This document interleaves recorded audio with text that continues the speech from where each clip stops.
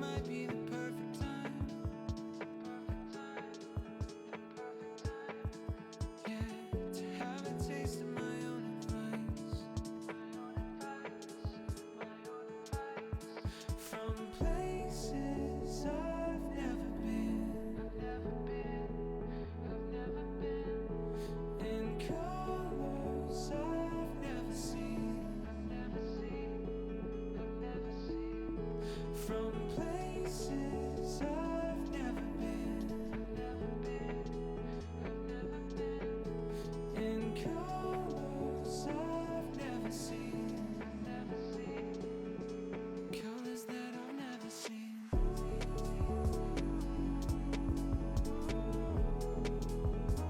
Colors that I've never seen.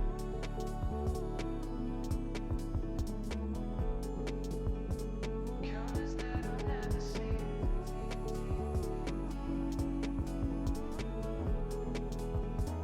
Colors that I've never seen.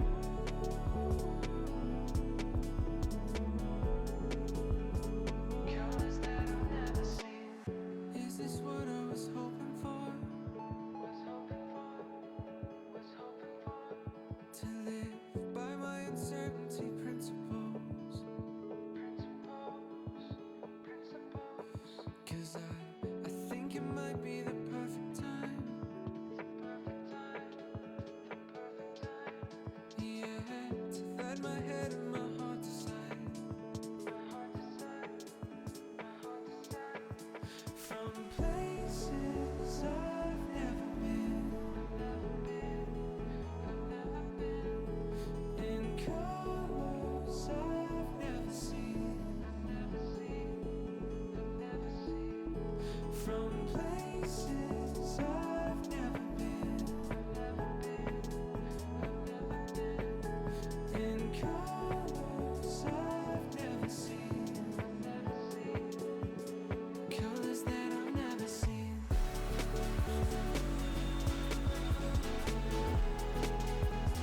Colors that I've never seen.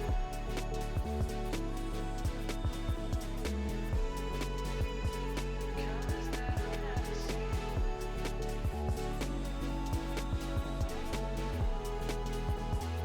Colors that I've never seen.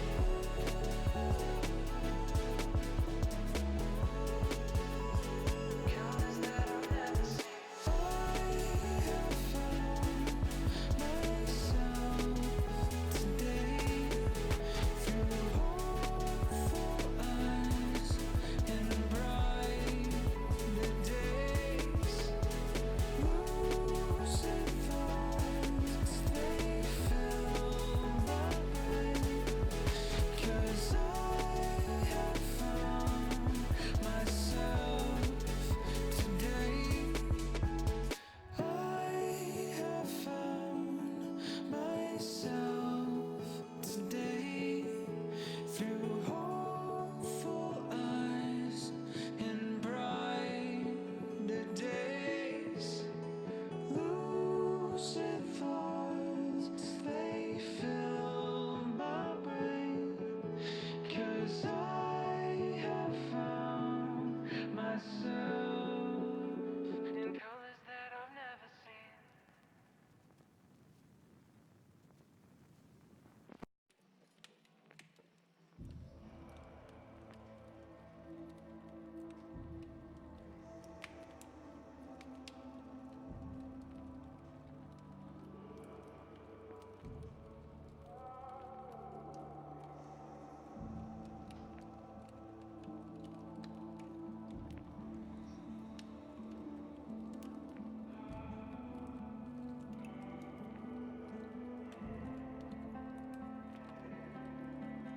Hold me down. Don't let me go. 'Cause I don't know what I'm doing. Save me now. Save me now. 'Cause you're the only one who can keep me from going. Tomorrow you'll get a taste. taste of your medicine. Tomorrow I'll disappear. Tomorrow I'm gonna lose myself with the rest of my dreams. Tomorrow, and by the time that I'm gone, maybe then you'll notice me.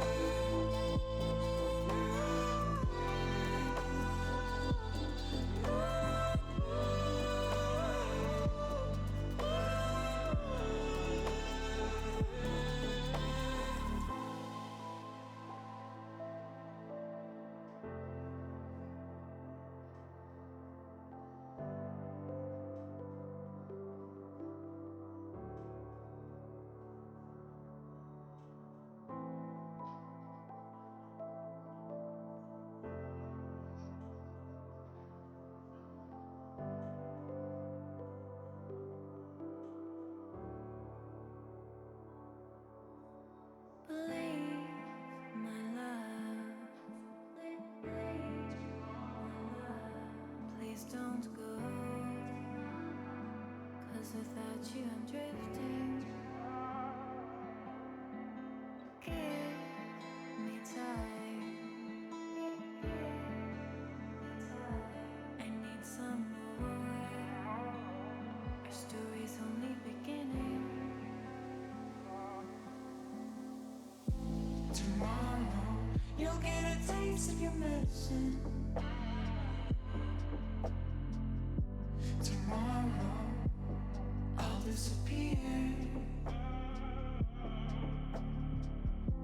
Tomorrow I'm gonna lose myself with the rest of my dreams. Tomorrow, and by the time that I'm gone, maybe then you'll notice me.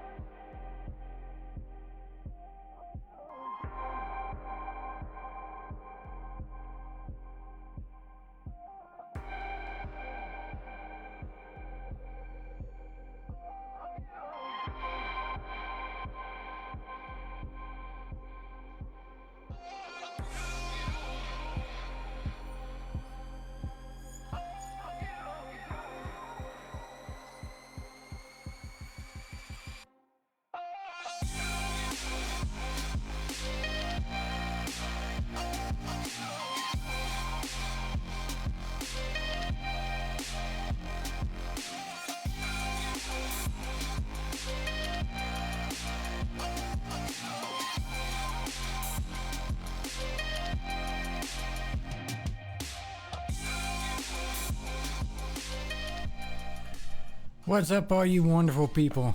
I hope you're having a fantastic Sunday. It's not been a bad one here, except for the weather. The weather kind of really sucks right now. down here in Central Texas, and it has been raining like you would not believe. I could have swore I was in the Midwest again. Humidity has been cranking. It's been up close to 100 degrees almost all week. Man, just nasty, nasty out. Went up and did our puppy pictures today like we do every Sunday. And, man, it was a cooker. And you talk about playing peekaboo with the sun. Oh, my goodness. Like, within a 2-minute window, we went from full sun to overcast to gray skies to overcast to gray. It was nuts. And we'll notice that when we get to the pictures. Also, as promised today, Jackson, our 140-pound Great Dane, gets to sit in my lap as our last follower goal. I did promise it to everybody today between the hours of 3 and 4. We're going to, we'll give everybody just a few to kind of gather around and come by. I know it's a little earlier in the day for some people, but we're going to do that. I'm sure he's going to love it. I did set up the puppy cam to do this with. Let's take a look at that real quick. Maybe my other monitor is still blinking off and on. That's kind of set up. That's my Logitech C920. Not the greatest camera, but it'll do the job. Straighten it up there a little bit. And I'm also sitting in front of the lights where there's a shadow in the middle of there. But there won't be when we get there. But that's what we're going to do that on today. But yeah, man, I really hope you guys have had a great day. And if you're thinking about doing what we do here on Sundays, and you're thinking about going out and helping the animals, I cannot encourage you enough. Whether it's doing photographs, if it's walking them, talking to them, or just helping your shelter. Sometimes they just need dog food moved around, or maybe kennels cleaned, anything. And anything you can do can help so much. There's quite a few dogs up there this week, which I wasn't happy to see. And some of these animals, I mean, you see them and you see owner, guardian, surrender, and you never know the situation. But instinctively, because we love them so much, we're thinking the worst. We're thinking, these people were just tired of them. They didn't want to keep them anymore. The dog didn't have the training that they needed, and they didn't want to spend the time. Those are the things that run through your head. That is not always the case. There are other situations. Maybe the dog was really hyper, and they've got a new baby in the house, and it was, they're worried about that. And you think, well, maybe find a relative or a family member. Again, it's all speculation. But, man, it's tough. It is really tough when you see these dogs, these really great dogs sitting up there in these pens, in these, less than perfect conditions, and scared and frightened and don't know where they're at or what's going on, and dogs barking everywhere. I mean, it's got to be a traumatic experience. You try to put yourself in their shoes, I mean, of course, we have much easier time getting through things like that because, of course, we're people. But dogs much simpler, and they need that. They need their packs. They need that stability. They need all that. And when they're up there and they get thrown into those shelter situations, granted, it's probably better than the alternative that they may have had, but it's really tough. And you try to show them all the love you can, and in a lot of cases, they're too scared to take it. They're just too paranoid. They're afraid they're going to get hurt or whatever the case might be. But it's just a sad thing, and it's why we volunteer. We volunteer to do our part to help give those without a voice, and try to get them out there and get them adopted, get them good homes with good people. So right now, it's about 1:15. If you're here specifically for the Jackson thing, that's cool. I don't have a problem with that. We'll probably do that around 3:30. Again, I want to give a few people some time to to catch on, maybe see their messages and come on and catch it too. Because we had a lot of great people help hit that goal, and so I want to make sure if they have the chance, they can also stop and catch it. So what we're going to do right now, if I can find it, and we're going to go ahead and switch over. We're just going to get started in Lightroom with the photos we had today. And like I said, in about 15 minutes or so, we'll cut it and we'll go and we'll do the Jackson thing for you guys, the follower goal that we hit. So let's go over here. Let me get rid of some of these windows. I do not need all these windows. And if the music's too loud, just say so. I can turn it down. I think it's pretty good where it's at, but you just let me know if it's not. So today we got 9 dogs. We had probably 13 or so on the list, but this kind of blows my mind. There was a dog there, and I don't know how long had he been there. It looks like he'd been there since the 10th. So he'd been there for, well, it would have been 22 days yesterday. And somebody broke into the county animal shelter last night and stole this dog. Now, they do have some ideas of who did it. But still, I mean, I don't understand people sometimes. I really don't. It was speculated that they were using the dog for breeding. It was a male dog. And today, that dog was scheduled to get neutered. As they do with all the animals that come in, because animals not being spayed or neutered is what creates the problems that the shelters and rescues have, which is too many animals that are unwanted. So before the county animal shelter will allow any to go out, they have to be spayed or neutered. And again, he was scheduled to be neutered today, and they have a theory that that's why he was stolen last night, but not sure. It's a sad thing. I mean, I don't get some people. I really don't. It blows my mind. But we got 9 dogs today. We got Otis. And Otis was, let me zoom out here a little bit so we can see this all a little better. A bunch of great dogs. Otis he's a German Shepherd mix, apparently. And I mean, he looked exactly like a German Shepherd. And I've mentioned before on these streams that they don't always know, without doing blood work, which I don't think they do in most cases. You would never know if a dog is purebred simply by its look. So typically speaking, they say it's a mix. They'll say what its primary breed is, and then it's a mix. And I believe it's the veterinarians that determine this. But it was a German Shepherd mix. A little bit jumpy as far as jumping up on the wife and whatnot, but he still seemed like a good boy. You know, it might have just been the excitement. Happy to have someone around to play with. Bella was super chill. Really great dog. Retriever, Black Labrador Shepherd. If I remember right, she was almost a chocolate lab color. It says black brown, but she was solid, and it was almost like a brown chocolate lab. And then we had Doogie, and let's see, what kennel was he in? He was in, because we had a couple puppies that looked very similar, and I don't want to get them confused. He was in B. I think he was all right. I don't think he was too bad. I think he was pretty chill, pretty calm. And Sunday is a American Pit Bull Terrier mix, and really sweet. Had recently given birth to puppies. You could tell because she was still a little swollen. She was picked up as a stray not that long ago, about 4 days ago.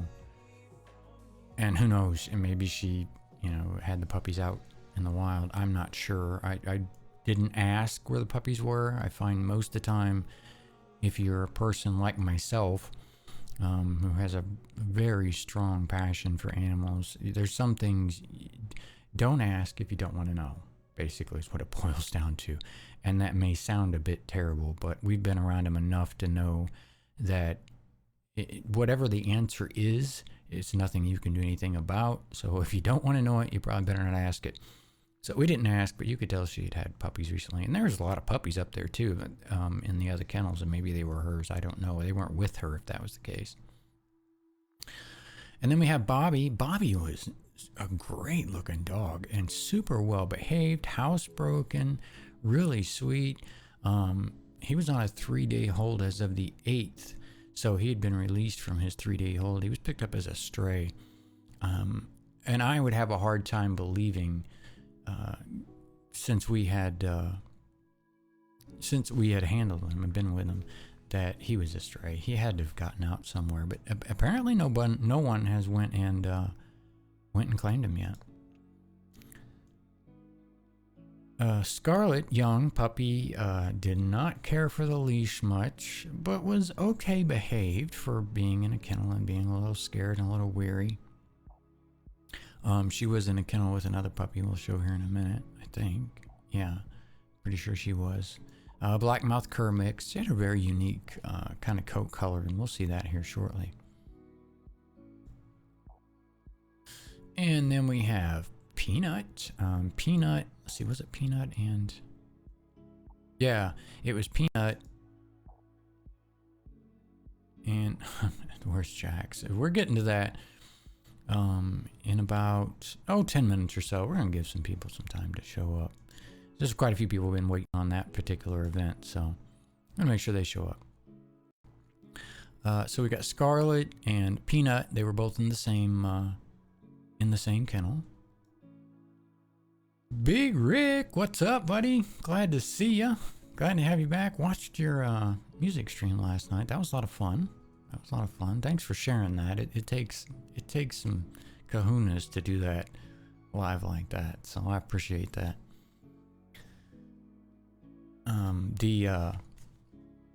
Jackson, we're gonna do, like I said, it'll be around in about the next 9 minutes or so. I wanted to give people a chance to kind of get here because I know that a lot of people were kind of anticipating him squashing me. So I told everybody last Monday, I think, that we were gonna try to do it between 3:30 or between 3 and 4. Yeah, between 3 and 4. Because again, I wanted let people kind of show up. Not a lot of people have live notifications on, so. And if you don't, turn the damn things on. You can always dismiss the message. But if you like your streamers you're following, make sure you got those live notifications on. It helps you keep track of them, and it helps them by knowing when you're around and when you're not. So Peanut was kind of in the same boat as Scarlet, and I don't know if they came in together. Owner, Guardian, Surrender. Yeah, they probably came in together because they were in the same kennel together and they both acted almost exactly the same. Live notifications, I think it's on by default when you in your stream settings, or can you even do it by streamer? You might even be able to do it by streamer. I'm honestly not sure, but we can find out here in a little while. And last but not least, we have, of all names, Toe. Toe was a little bit frightened. Only 6 months old, really young. Black-mouthed cur mix. There's a lot of black-mouthed curs down here in Central Texas. Owner, Guardian, Surrender.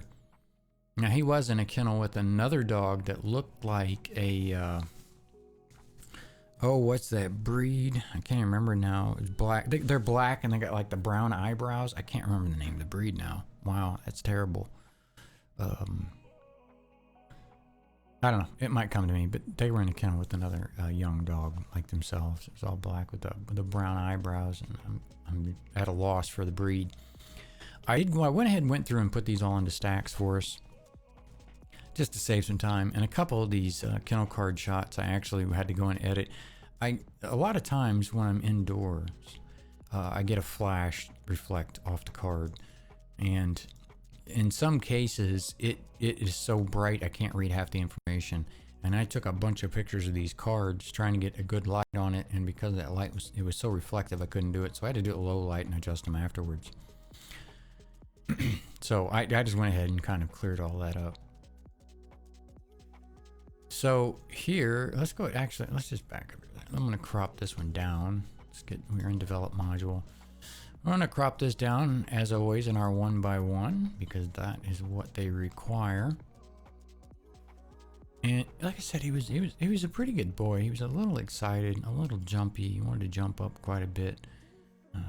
These dogs get in these shelters and have no real release. He was out in the yard, which is like a pen. There's several of them pens that these dogs play in.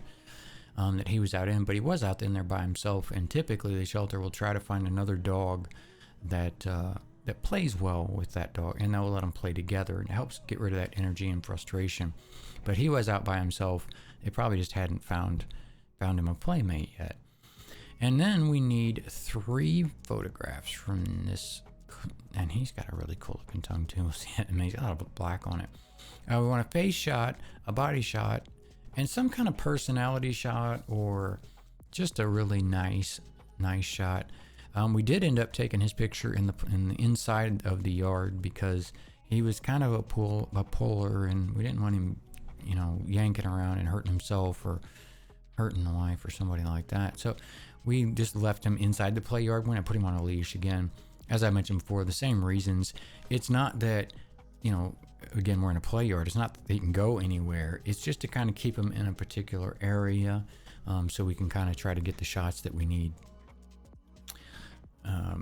That's a really cute shot there, and you can see all that black on his tongue.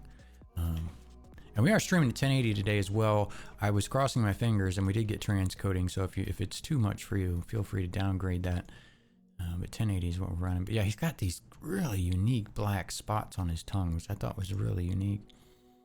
A little bit dark on the exposure, but we can adjust that afterwards. That's not a big deal. That's a pretty good face shot. Do we have any other real good face shots? That looks like it's about our best one. Got another one here. That's cute as well. It's pretty much the same shot. I like that look. I don't like that I didn't get a catch light in another eye from the flash, but when you're photographing dogs, they move around so darn much. You're lucky to get any of them anyway. There, his eyes are half closed. That one we're just going to get rid of because there's nothing we can do with that. That's cute. And that Tamron lens that I use, it's such an awesome lens. It has saved my butt many times. And contrary to popular belief, the lens makes the camera. I mean, it's 80% of the photograph's quality comes out of your lens, not the camera itself. Interesting thing to note if you're an enthusiast. And you will pay good money for a lens, undoubtedly. I didn't really want to give us a good body shot. That one is actually blurred. I'm gonna really soft. We're gonna get rid of that. A chow? No, not a chow. I can find out. I can look the dog up here shortly, and we can see what breed it was. That's a pretty. I'm not a fan of the concrete stuff. Again, we're in this play yard, and I say play yard loosely. It's not super big, but they can get out and they can run a bit and they can play around in the grass. And they also have kiddie pools there for them to play in, so it's a really good experience for them. Here's another example of what I was talking about before. Does that dog have a tail? If you were to see this picture, you would think that maybe he didn't, and it gets asked. But as you can see, he does have a tail. So if we were going to use one of these as a body shot, I like his face position here better than I do here. But this one has a tail, so I would choose that one first. Them weren't bad either. But I think what we're going to do, dig in the dirt. Yep, absolutely.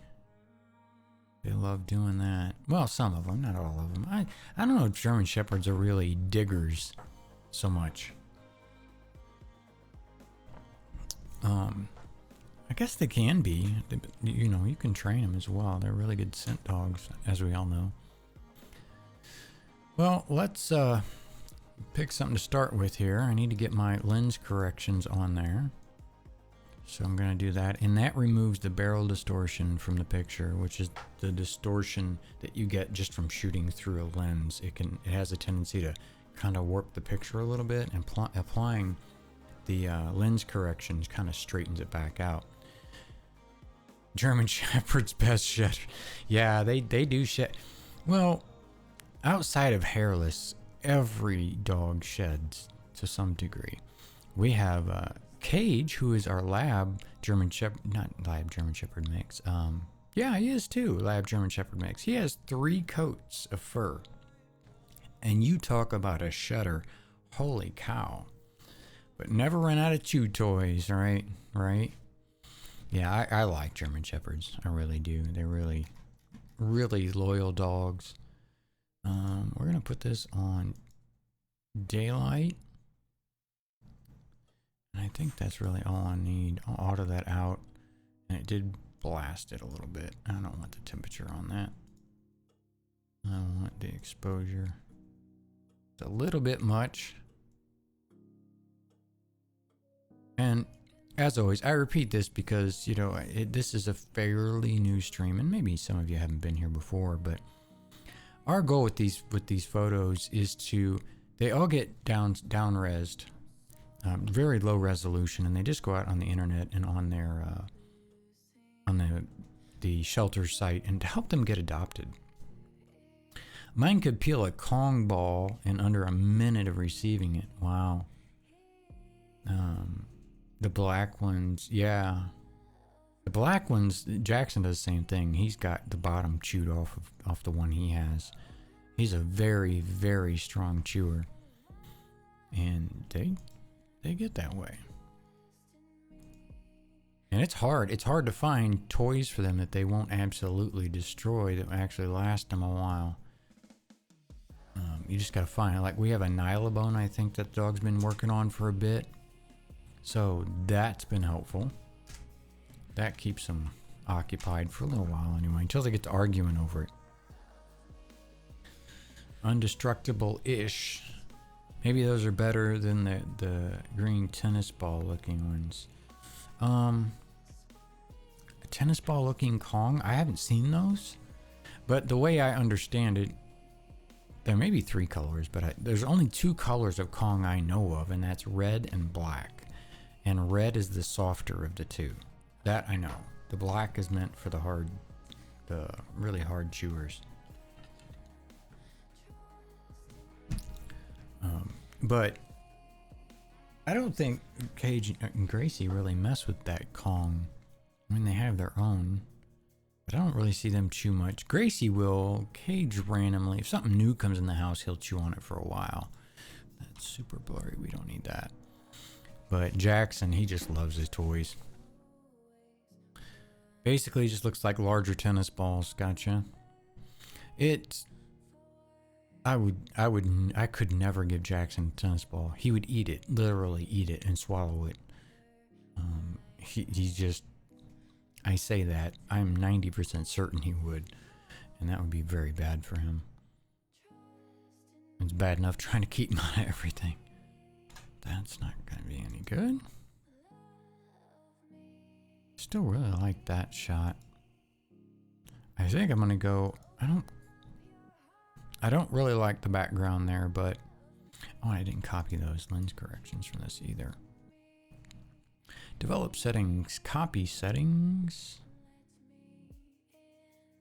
calibration. We can do the crop. That's fine. We did that last time. It just helps us, saves us a little click or two. And paste that here. And of course it didn't stick. I don't know why Lightroom does that. I ask that every time, and it always puzzles me. Just scoot that over some.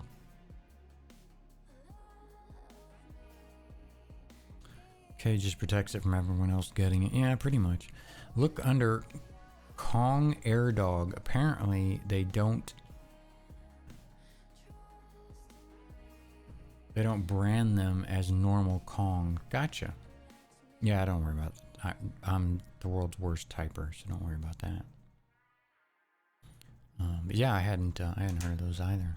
So there's so many toys out there though, and a lot of them worry me because I know how strong of chewers they are, and I'm always afraid they're gonna swallow them or something, chew them into pieces and get stuck in their stomach or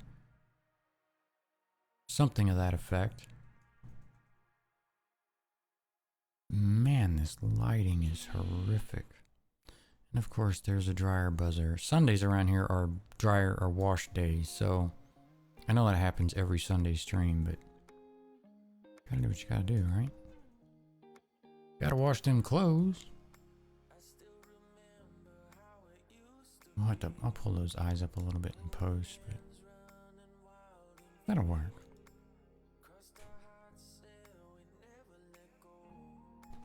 Looks like black Kongs are actually larger. Yeah, I don't think I've seen any smaller black Kongs. Most of them are pretty good size. But Jackson put the whole dang thing in his mouth anyway, so. Oh, and it's 3:35. So I guess we should probably get to that. Oh, I'm not looking forward to this. He's going to smash the hell out of me. Now, again, the way I have this set up, I'm going to go ahead and switch over there. The way I have this set up is through a different camera, and there's no microphone there. You'll still be able to hear me. Hopefully it doesn't cut out too bad, but he's not even in here at the moment. I'm going to bring him in here and let him squash me. So let's see if he'll do. I imagine he will. I don't know why he won't, but we'll see how it goes. So I'm going to step away here for a second and go grab him. Give me just a second.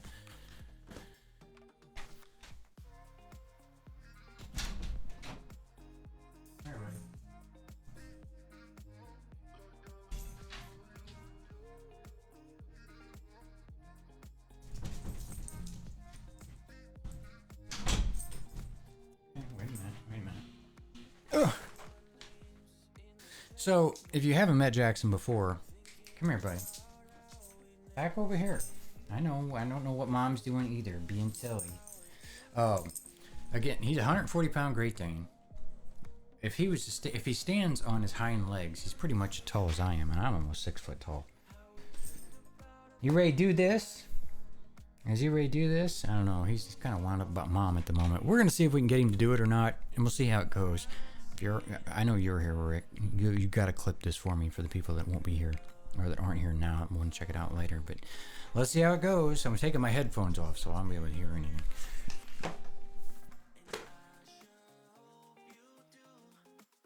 All right, come here, buddy. Not in there. Come up here. Come on. You gonna come up? Come on. Come on. You can do it. Over here. Come on. Oh my God. Oh shit. Yes, thank you. Thank you very much. He's my big baby. He's my big baby boy. Oh my God, he's so big. Are you happy now? Does that make you happy? He thinks he's a lap dog, so. Okay. And he loves the attention. So him is happy to have it. I can't breathe. Okay. All right. You gonna let me up now? Don't chew on my couch. Or me either. No chewing. No chewing. Okay. Oh. Yeah, now you're wound. I know, you got attention. You got attention and now you're wound. Oh my gosh. Holy cow. I mean, he lays with me sometimes, but, beside me, not on me. Ugh, man, smashed my chest. Yes, you are a piggy. You a big piggy. Yes, you are. You're a sweet boy, though. Yes, you are. You're a sweet boy. Let me... Quit smacking the microphone, you silly. I'll let you out here just a second. Let me get some screens switched. Tiny little lap pup. Yeah, he thinks he is. He sure thinks he is. He gets frustrated with me. And if you've been here before, you kind of know sometimes he'll come in here and he'll start growling at me. Because he comes in and he wants attention. And if I don't give it to him, he talks back. Great Danes are known for it. They mouth. They mouth off. Just like a teenager. Don't ya? You're just like a rotten teenager. And I've had a couple of those. I don't care to do that again. But yeah, we did it. As promised. I hope it was everything you thought it would be. I lived through it, so when and if KT ever sees that, he'll see that I lived through that whole thing. But he's a big boy. But I want to thank you guys again so much for helping me hit that goal. It was a big deal. That whole step was a really big deal for the whole stream thing. So again, thank you very much for helping me hit that, and I hope that we can do more and better things in the future. But we need to get back to editing our puppies, and he's sitting here staring at the window. He wants back out there, so let me let him back out the door real quick so that he doesn't get mad at me, huh? Just a second.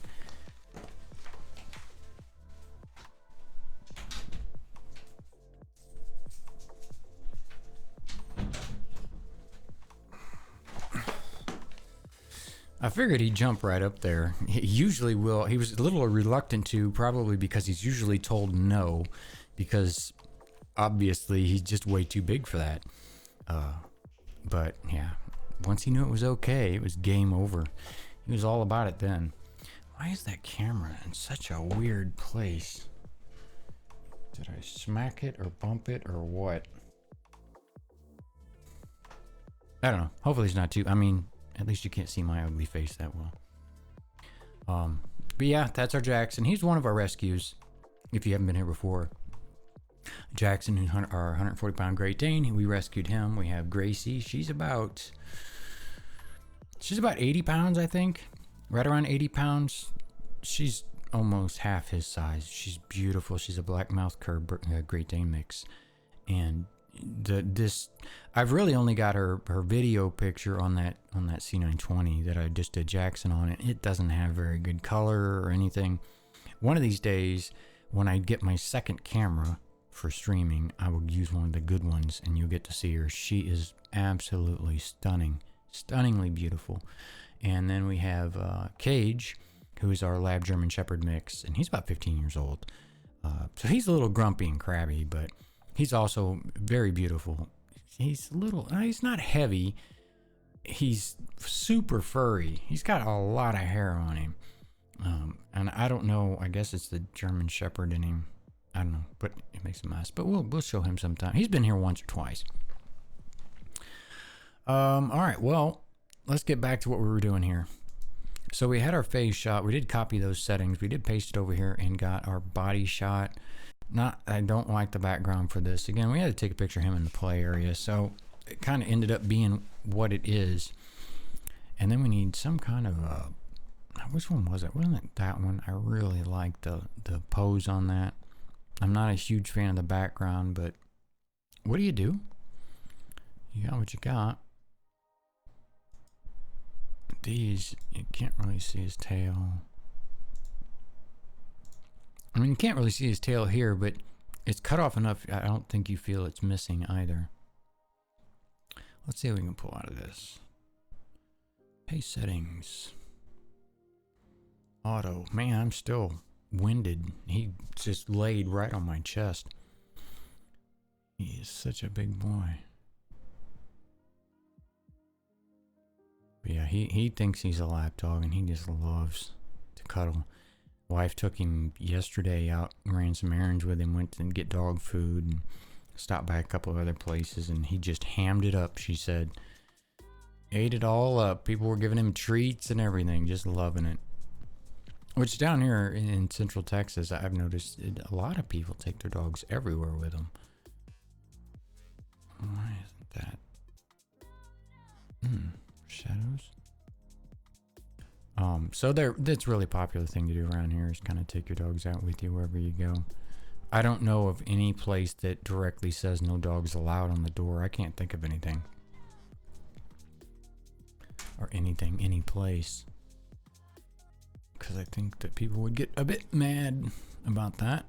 Alright, well there's our 3 of Otis. Definitely a different name. Most of these names are given by the shelter when they show up because they don't have them. If they're strays, if they're surrenders, sometimes they will. See, this was an owner guardian surrender, so there's a decent chance that her actual name is Bella. And she was the one that's almost a chocolate colored, and you'll be able to see it here and better once I get them corrected. But she was pretty sweet. Didn't get a flash in that one. Did in that one. It's a touch soft, but she was she kind of had short legs for a chocolate lab though, which is different. I mean, I've never seen a mix like that before. I mean, she behaved pretty well and seemed to have some kind of training under her, But yet she had kind of short legs for a lab.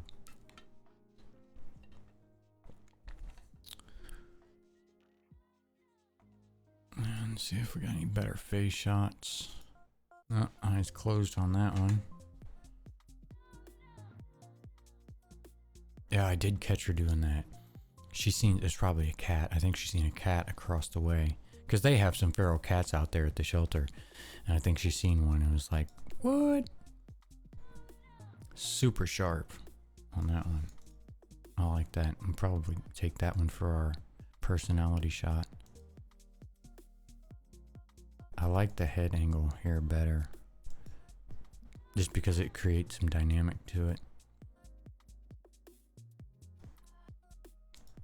So it looks like this is going to be our face shot. What are we going to use for a body shot? Probably one of these.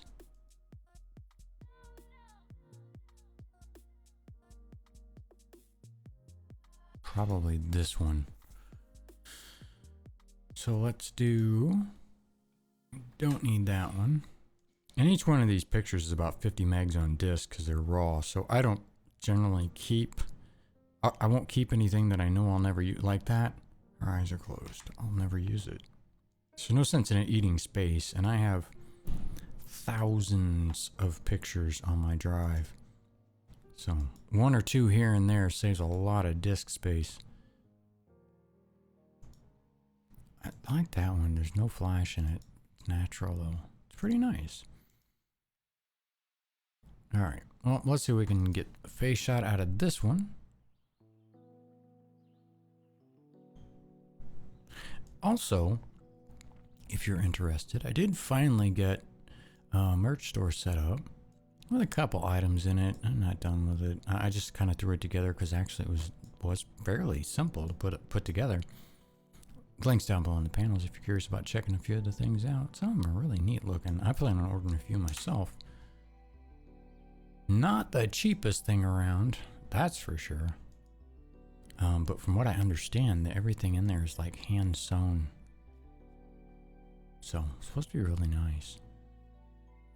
Good quality. Again, I couldn't attest to it. I think so.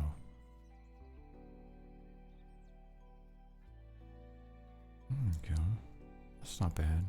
But yeah, you can kind of see that chocolatey color on her. Face shot, body shot. We were going to go with...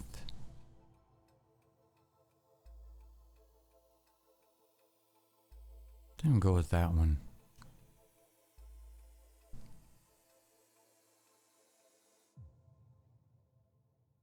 I still can't believe somebody broke into that kennel.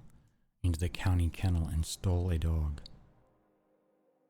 Flat out stole the dog. It blows my mind. I mean, this kennel at the shelter, they don't charge much for anything. Adoptions, they have a low-cost clinic they run there for vaccinations, spay and neuter.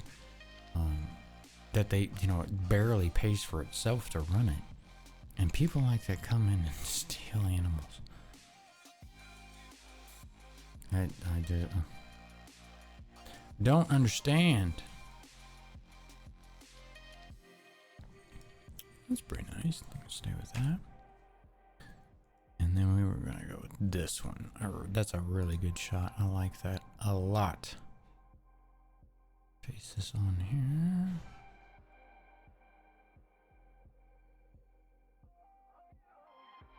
Tell you what, I think I'll crop this about like so. Maybe not.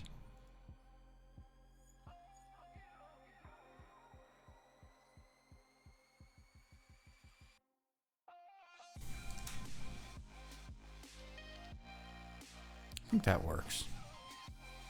So everything pasted on there, right? Lens corrections. My auto, it's gonna get too bright, I know. But we're gonna adjust that.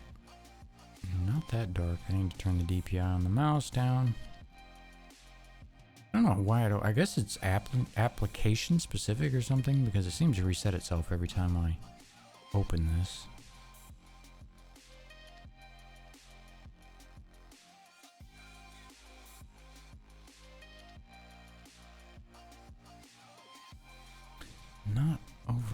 excited at that.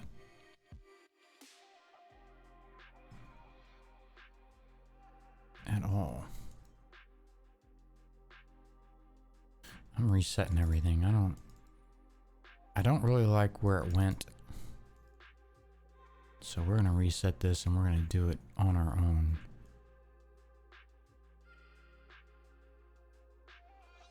So what I'm trying to do here is I'm trying to get a good balance. The histogram's going to be leaning to the left because the dog is black. And that's okay. I just didn't like how, I don't know, I'm not sure what it did. It's almost like it drug a lot of contrast out of it, but yet it didn't. Which was really strange.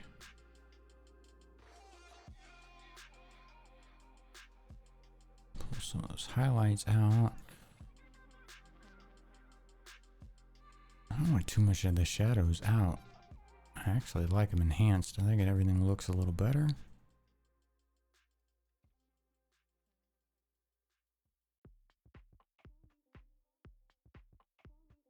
Yeah, still not super fan. Oh my gosh, that DPI. That's better. That's really close to what we had there. Those eyes, oh my goodness. All right, so headshot, body shot, so headshot, body shot, and personality shot are just kind of a cool shot. I like it. We did not do the kennel card though. Need to do that so that the volunteers and everybody knows who they are and any kind of additional information on them. And I use them as well. As I'm posting them, I'll go through this information to find them in the program and upload all their pictures.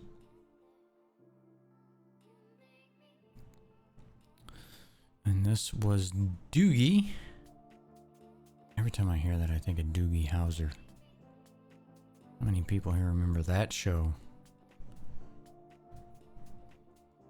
It's pretty big at the time. I don't remember when it was. It's been a while. I didn't want to win that.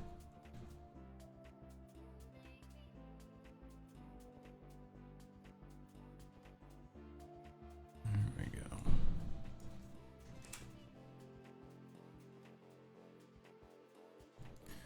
A lot of German Shepherd in there.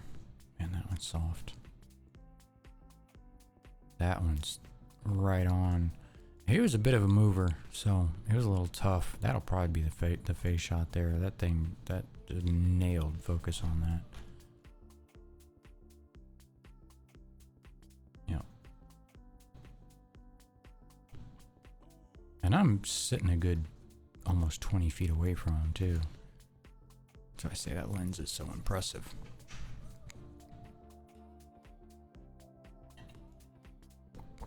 Another one I got, more of a full body, or at least a front anyway. That's cute.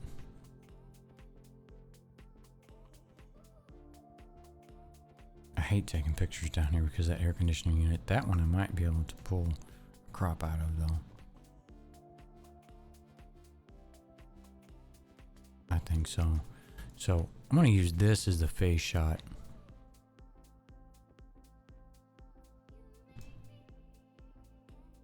So a lot of times that overcast, I love that overcast sky because it gives you it's like having a huge softbox, which really lights everything up well, as you can see here. And then I use that on-camera flash to get that catch light in the eyes. Actually, I'm going to see what auto will do, but I kind of like it the way it was. It added some contrast into it. Which I'm not against. I like more contrast in my pictures. Some people don't. I do. I'm just going to leave that alone.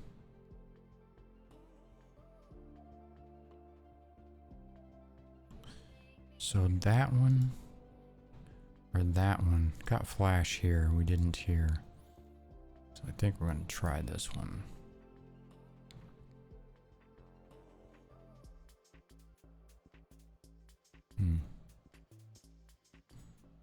I have to get rid of that AC unit though.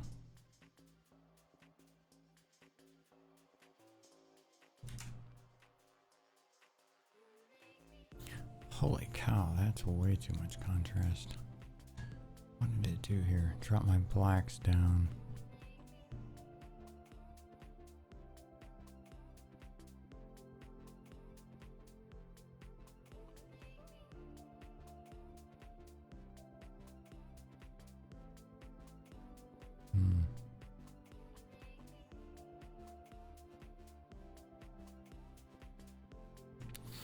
I don't like what that did, period.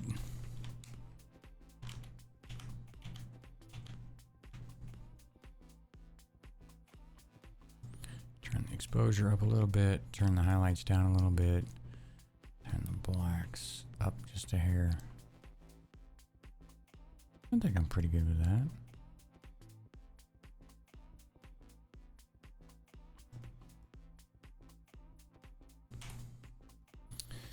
And then we need the personality shot. That's super cute, but I hate having to cut her out of that whole thing. Just kind of a pain. That one's too soft. I'm just going to get rid of it. Or I will continue to look at it. Didn't get a flash on that one. We did get a flash on that one. There's not a lot special about that though. That one's cute, but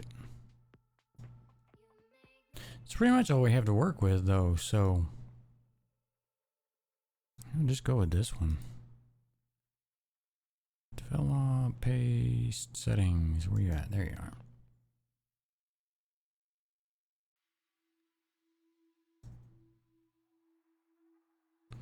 And we'll just use this one.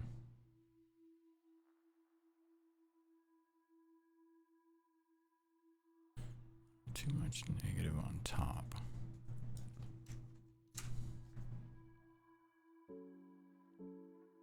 Auto did better with it that time.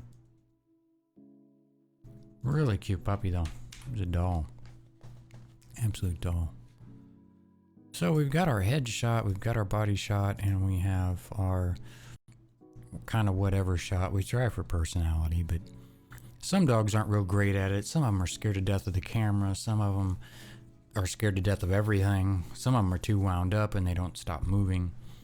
So we do what we can with the time that we have, and we usually get pretty good stuff with them. Sunday, all she wanted to do was sit. I think every picture we got of her, she was sitting. As soon if you moved her to try to get her to stand up to get a picture, she'd sit again. As soon as you stopped, she sat. So I guess that's a good thing, but it wasn't that great for pictures. Made it tough. Man, that's soft. That's cute. So is that. Then we can go with that. Crop that down.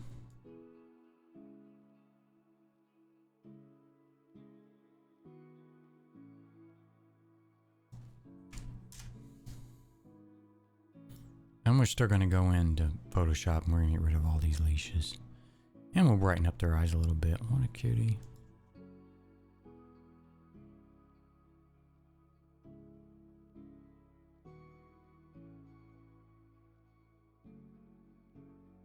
What a cutie. Face shot. That's all we're going to give her a body shot is her sitting down. That one's a touch soft, but it's really all we have.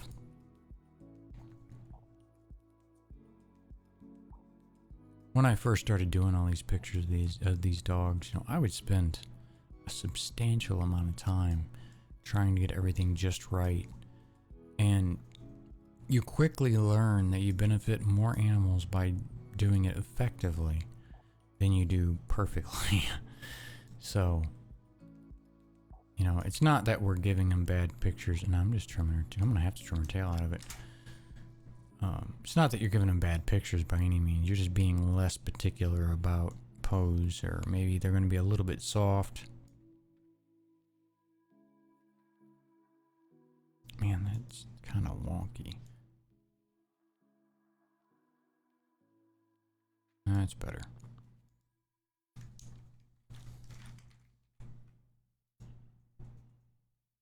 And I'm going to compare notes here. A little bit bright. Whoa, not that dark. Again, with the way the weather was today, it within a 1 or 2 minute period, it'd be sunny and then shady and then dark clouds, and it looked like it was going to storm, and then the sun would pop back out. It's just crazy weather today. Kind of nuts. And the camera angle is also driving me nuts. It's got to be driving you guys nuts. Let's see. Headshot, body shot. I don't know what we're going to use for. Guess we'll use that for personality. So we couldn't really get her to do much besides sit down. But that's all right. It's far better than what she had.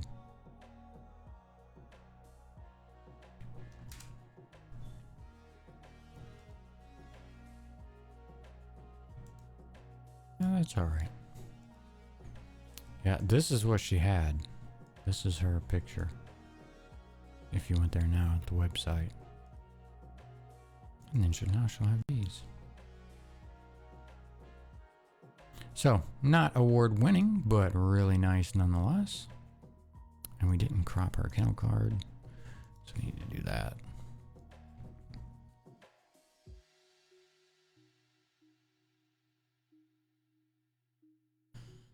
Also, you know, these streams aren't just about editing puppy pictures. They're also about advocating for the animals. If you have any questions, not that I'm any expert by any means, about fostering or volunteering at your local shelter or things you might be able to do to help, I'm happy to discuss those things. At least in my opinion, what you might be able to do to get the answers if I don't have them. So feel free to chime in and let me know if you have questions about it, because you would be completely surprised at how little of your time or money, depending on your situation, it takes to make such a huge difference in the animals' lives. I know before my wife and I got into doing it, I never would have thought. I'm a busybody. If you know anything about me and this channel, you know that I'm always doing stuff.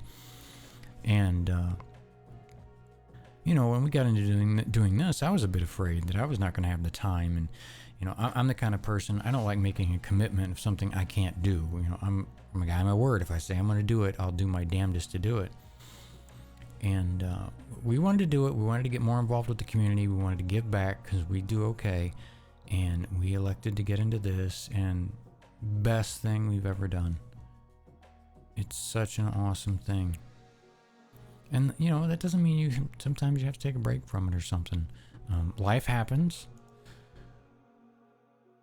But if it's something that you think you can do, I highly encourage you to do so.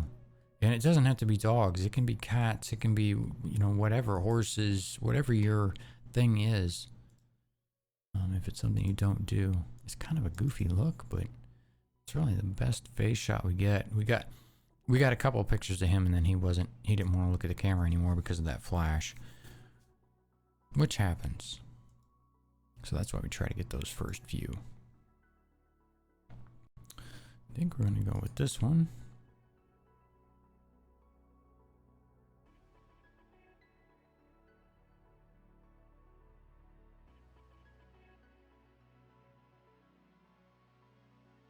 Again, it's a little bit of a goofy look, and I'm going to rotate it just because his head was turned a bit.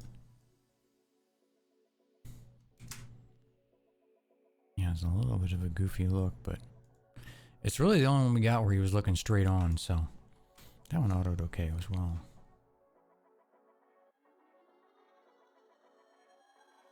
I like that shot. That's a nice one. That's not a bad body shot. Not a big fan of that one. No.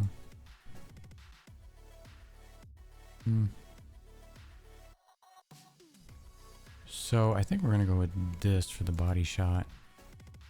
It's a touch soft, but I like being able to see his whole face in it. So we're gonna give that one a go.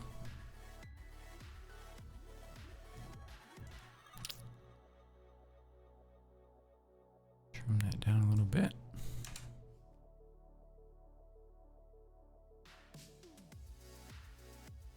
Kind of wanting to make a lot of them really dark. Again, I use auto as just, sometimes it's just a quick starting point. Depends a lot on what the subject is as to how well it usually works. Man, that's soft. I'll sharpen that up a little bit in post when we get over to Photoshop. Face shot, body shot. I think I'm gonna go with this. I really like the style of that. I wish we could leave it 16:9 and not crop it down to 1:1 though. That would be freaking amazing.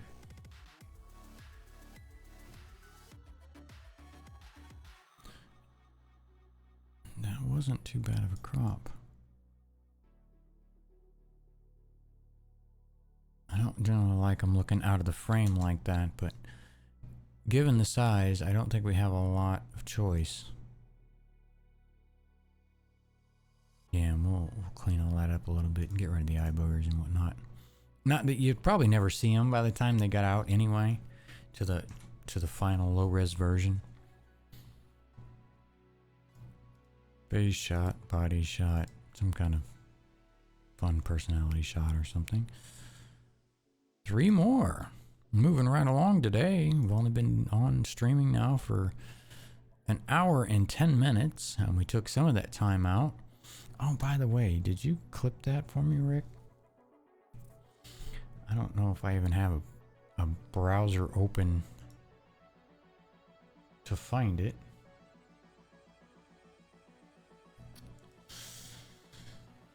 Did I close them all? I apparently did. Well, let's go find a tab.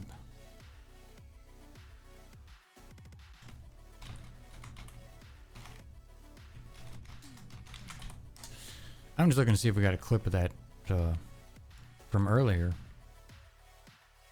If somebody clipped that for me.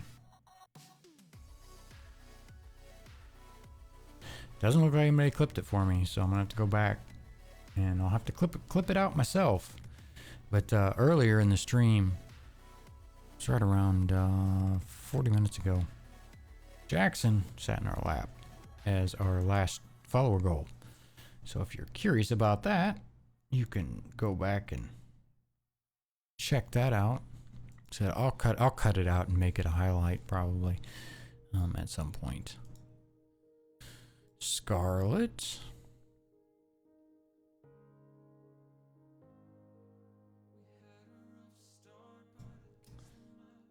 And of course, because I opened a window, I've made a mess of everything. Here we go.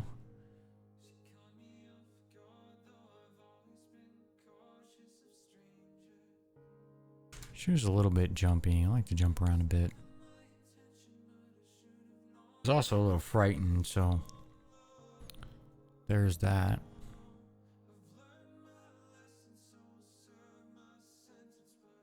She did not like that leash at all. She's really pretty. Very pretty coat.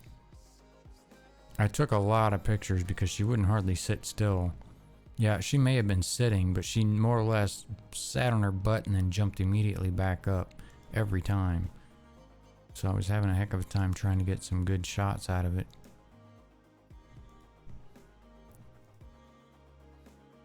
I like that one. That's nice. I wish we got more of the tail on it. Same deal there. There, I got the tail on it on that one. Probably used that one as the personality shot. What a doll. Did I get any with him looking? This is the only one I got him looking at the camera, and it's soft. Like I said, he was kind of all over the place. That's going to be a terrible face shot.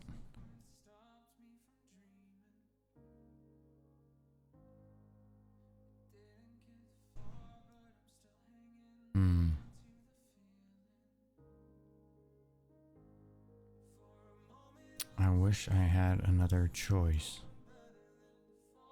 That one's super soft as well. I don't think it's quite as soft as that last one though. Maybe we can use this one.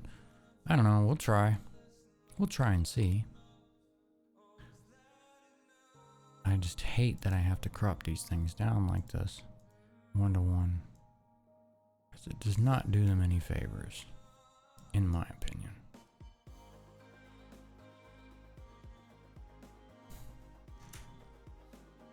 Did I put my lens correction on there? I did. Alright.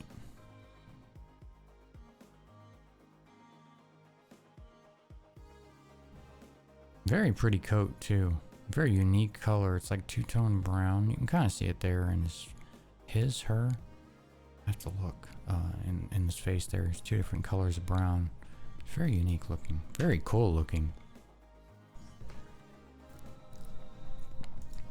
So there's the face shot, body shot. Again, terrible background, but you gotta do what you gotta do. Wherever you can get them and get it done.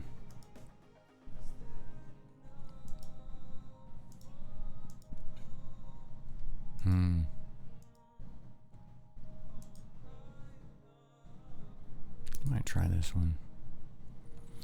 Develop settings, pace settings. And again, in case you didn't catch it earlier, we are streaming today at 1080 at 5,000 bits. Is it KBP? It just says bit rate. It's KBS. We're about 5200 KBS right now. So if you need it at a lower resolution and you don't already, we did get transcoding today, so you should be able to just drop it on down to whatever you need for your device. And that's the gear icon in the lower right.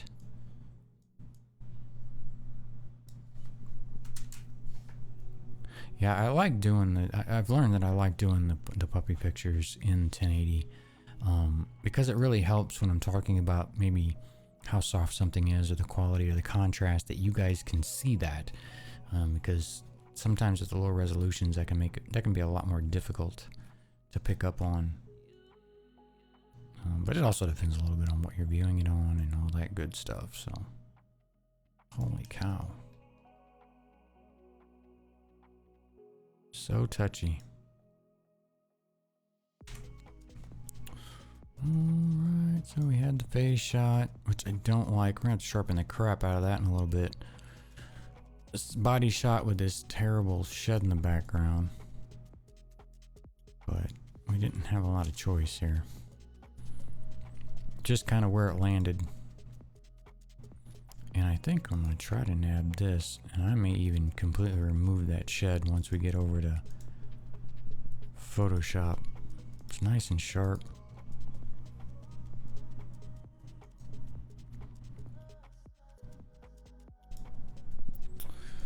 Damn 1-to-1 crop. It drives me nuts. It's so high on the picture I'm gonna lose a tail to get him down. But I mean, it's just the extra shot anyway, but still, it drives me nuts. I just wish they would change it. Ew. It did turn the contrast up a little. It's not bad overall. Fairly close. Don't care for that either.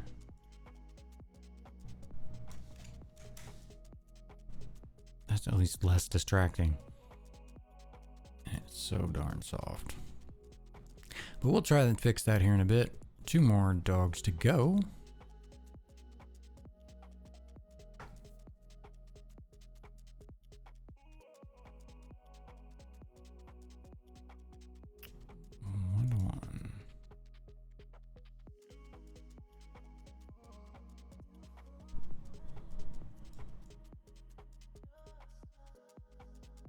Peanut. Yeah, I knew that would do that. I don't even know why I did that.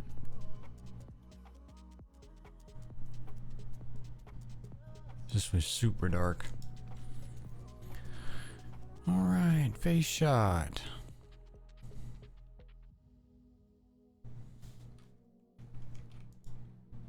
That's cute. That's probably gonna be our face shot. That's got a leash around his ear. That one's not bad. That'll probably have to be our body shot.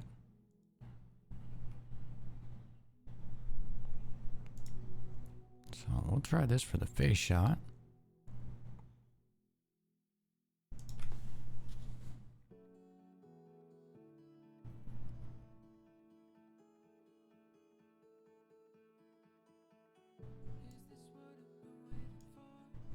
And this, I put this playlist together. Again, some of you may or may not know, because I am in the creative industry, and I really, really do respect copyrights of artists. And it took me a while to try to get. I have music from Justin Durbin of Edge and Music, and I have permission to use his music. The problem is his music is licensed in so many darn places that every time I put it somewhere, somebody tries to throw a copyright on it. So I've since changed providers for that. And you guys have to let me know what you think. They don't have a huge selection of music there, unfortunately, but finding things that you can use commercially, basically, that give you a license for all that unlimited use is hard and curious thing. But you have to let me know what you think of the music. And I think we're gonna try to pull that one off.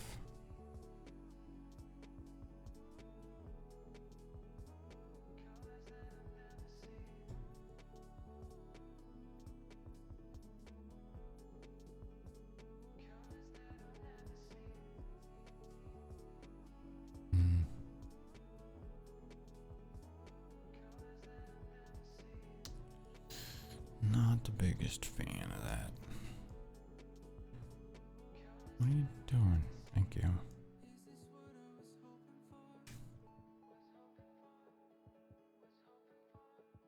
That's not bad. We can pull those pupils out just a little bit. Get over Photoshop. And personality. I think I'm gonna go with this one. It's got an interesting pose to it.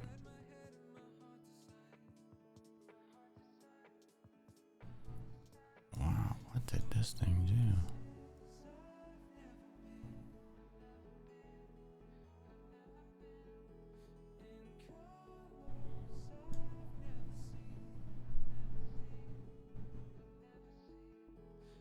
That's not too bad. I think that'll work. And again, we'll take all these leashes out of here in a bit. There's those three. And last but not least, Toe. What a name. Toe. Like big toe, little toe. Very curious name.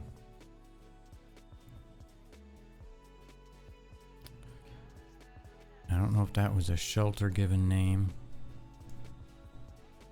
or if they were Guardian Surrender. I think typically when they come in Guardian Surrender, yeah, it's a Guardian Surrender, they'll keep their names. And again, like I said at the beginning of the stream, we work with these dogs so much and we love animals so much. Every time we see this on a kennel card, the owner Guardian Surrender, we think the worst thing of that owner. No, not the worst thing we could, but we don't think very lightly of the situation. But you never know what the situation is.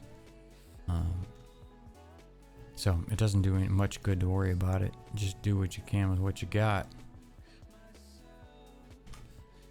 This guy was nuts all over the place. We did get one face look there. Nailed focus on that. I like that shot. Don't like the open shed behind him, but again, when they're as stirred up and crazy as some of these dogs are, you basically are just taking their leash and letting them chill until they calm down enough to sit still for a second so you can actually get the shots. I think we're going to try that as a face shot.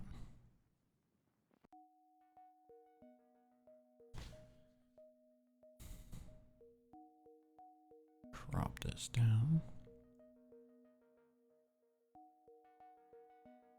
I'm really curious to see that clip of Jackson smashing me. That had to be funny. Not a bad auto on that one. I'm not going to be a fan of taking a leash out of that one though. Body shot.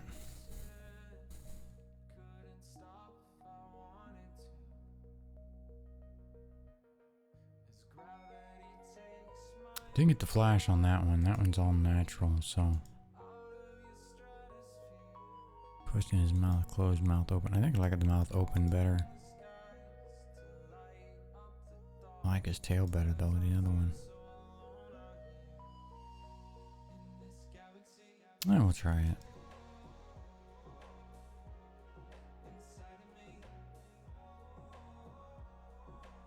And if watching puppies and talking about them is something you like to do, or watching them get their pictures edited, you know, please hit that follow button down there.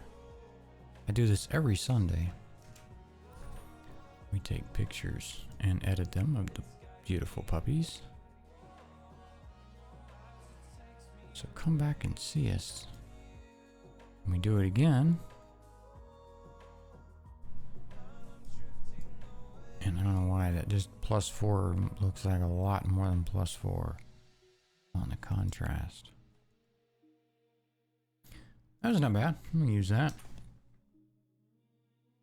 Face shot, body shot. That's unusable. One eye closed.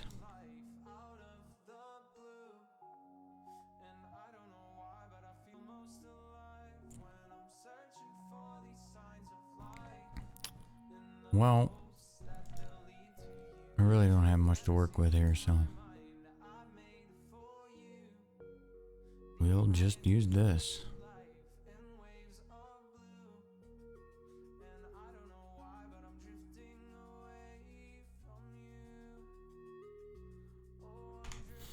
Oh, no, I don't want to delete it. I want to hit a 1.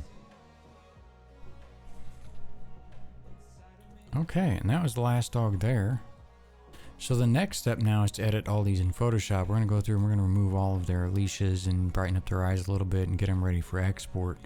We've been streaming at about an hour and a half. We actually did really well on that. We're going to take a short break. I'm going to stretch my legs for a second.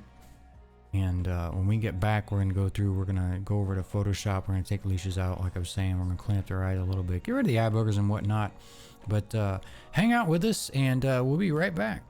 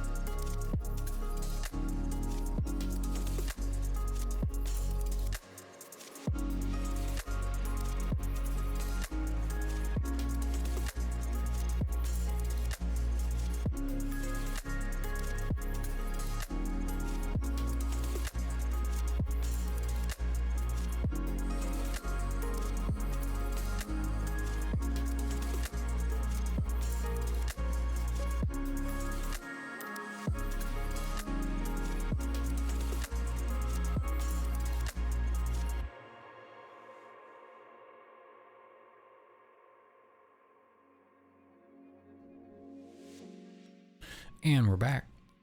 Thanks for hanging around. That camera seems low again as well. I can never seem to get that thing straight the way I want it. One day. Alright, well, now it's Photoshop time. So we're going to edit these in Photoshop. I'm going to go through and we're going to take the leashes out. Some of these are a little trickier than others, but the idea here is all we're doing is making the dog look more approachable. I think it does. I like to do it. It takes a little extra time, but I think it's worth it. Hopefully you'll agree.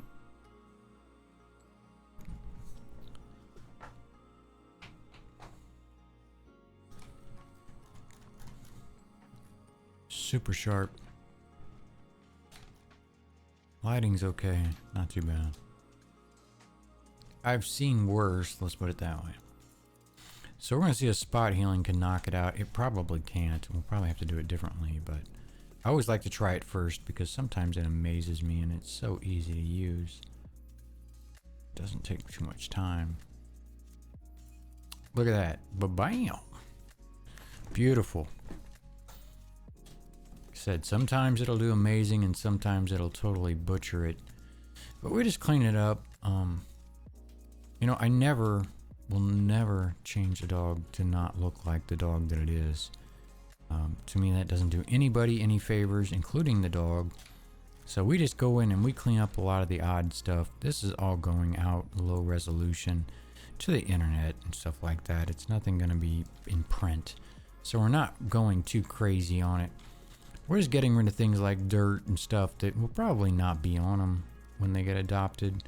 Some of these, this dog was in the play yard, so that's why they've got mud on them. But it's so fun to watch them play sometimes out there in the yard. They get cooped up in those kennels for so long. They get to get out there and play. We're going to lighten up. We're on mid-tones, 24% on our dodge tool. I'm going to pull this color a little bit. I really like the eyes to come out and pop because that really pulls you into the picture. And you can really bring those eyes up. Be careful though sometimes, especially with the brown, because it can leave a really strange, almost like they got a cataract if you're not careful. And basically you're just burning it too much. If that happens, those spots just kill me on his tongue.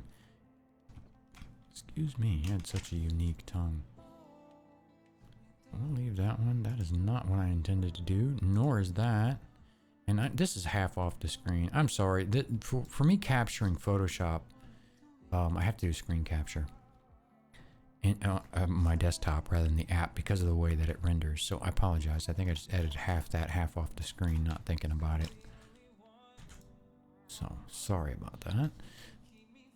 Hopefully we got it fixed now.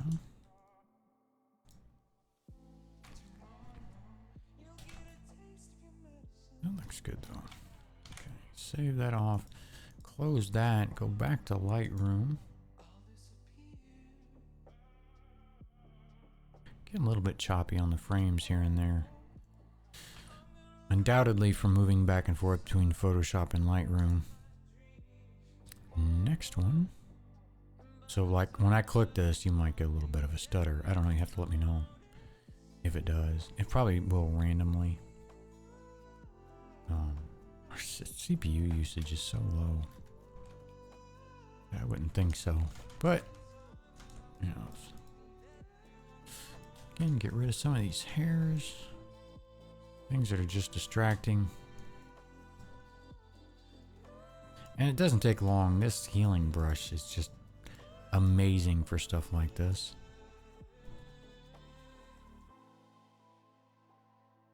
Taking out the stuff here and there. The only thing I've really ever found the healing brush to do poorly at is sometimes in gradients. It wants to create a line in the color rather than kind of blurring them together, which can be a little weird at times depending on how big of a spot you're editing.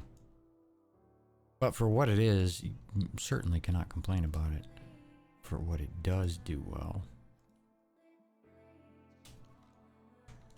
Let's see if we can knock this one out with one big fail swoop.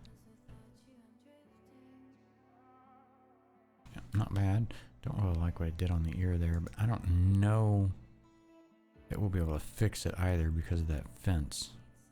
I think I'll just leave it. I mean, if I hadn't just done it, you wouldn't know it anyway. Again, we're not trying to recreate reality here. We're taking things that don't look good and making them so they don't grab your attention. They don't have to be perfect. No one's gonna pixel peep this stuff, and if they do, well, then they can just complain, I guess.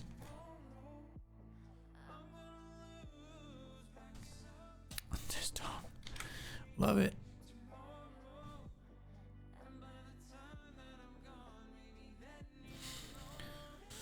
That one is 2. We got one more.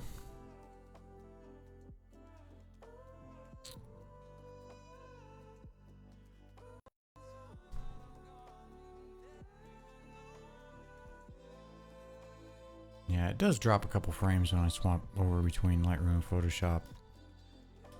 Is what it is. Let's just start here. See if it'll one time knock out this leash or not. Probably not. That's a lot going on back there. Wow. Mind blown.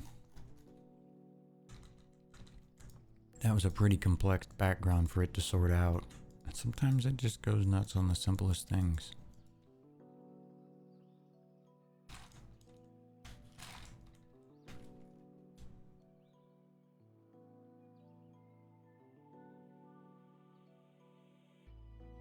He was kind of a fidgety dog too. He liked to jump. Had a lot of energy he needed to get rid of. Even though he was in the play yard, he was by himself, so he didn't really get to get much of that energy out.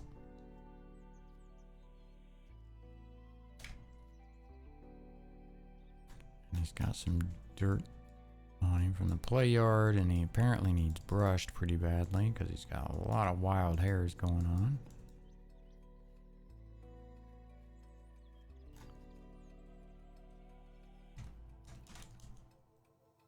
Pull those eyes up a little bit.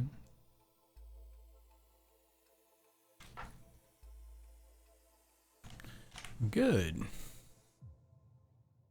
Again, not a huge fan of the background there.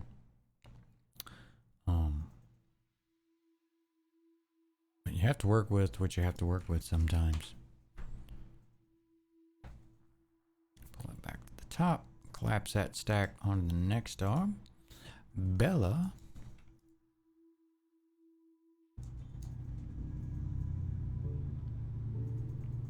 Wow, that was a loud truck. Little soft. With that little bit of space, I'm fairly certain this is not going to do well here. Of course, if I would use the right tool, that would definitely help.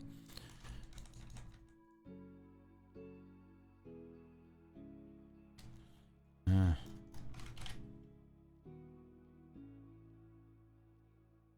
I should have left that one since it wasn't so bad. I can clean that up a little bit in a minute. 19%. That's not bad. This is sharpen tool. We're going to sharpen all this up a little bit. Help it out a little bit.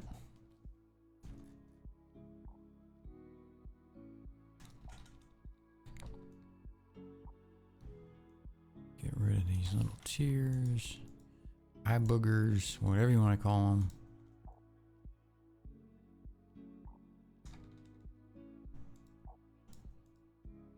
A lot of dirt on his ear. Her ear. Nice, kind of blend that together. That'll work too.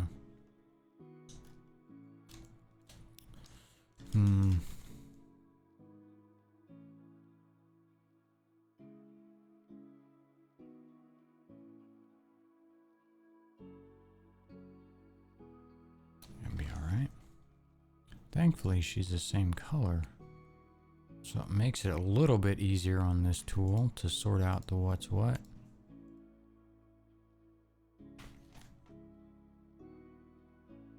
And of course, oh man, that's awful light.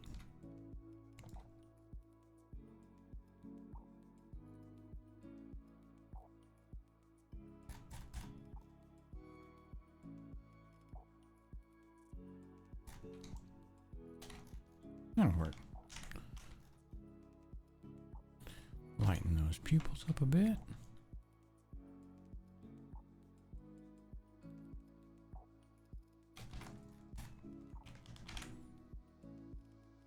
And done with that one. Give that a 2. Next picture.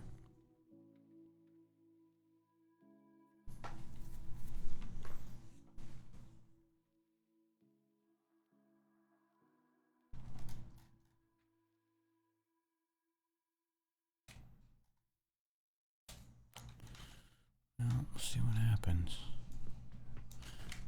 with the right tool.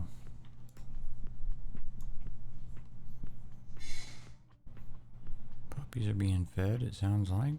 Yep, it's that time. Not bad there. To fix that ear though, that's kind of a mess.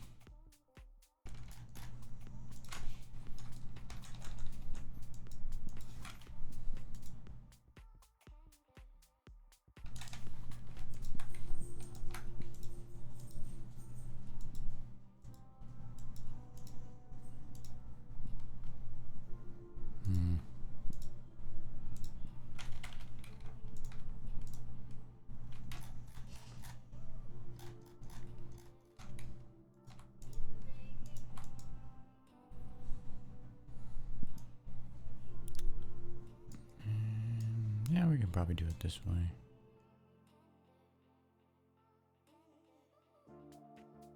Just blurring this out a bit so that those lines aren't so defined.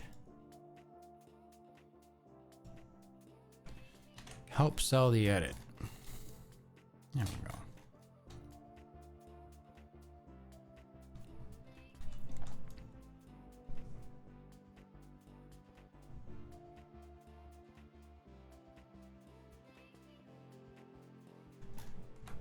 Flower behind her is a little bit distracting. I don't think we're going to worry about it really. Get rid of some of these eye boogers. Lighten up those eyes. And we on to the next.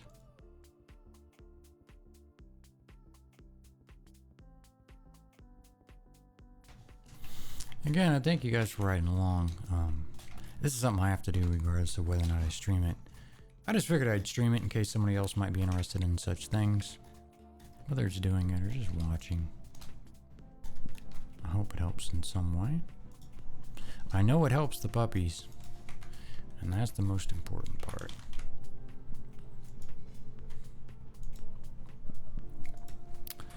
And one more.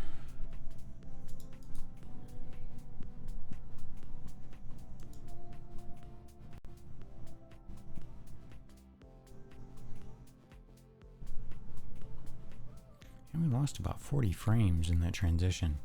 That's pretty choppy.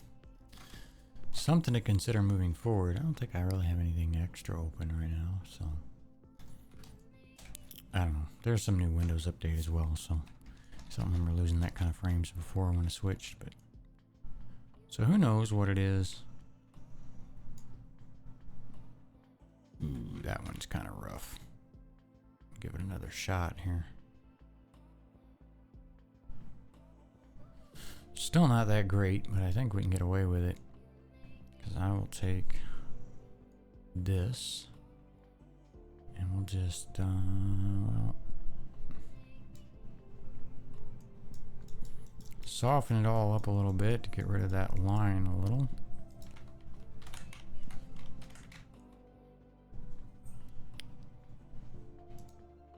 I didn't click OK. I guess I didn't. Sorry, it kind of slid off the screen there. And we'll clean that ear up a little bit. Maybe.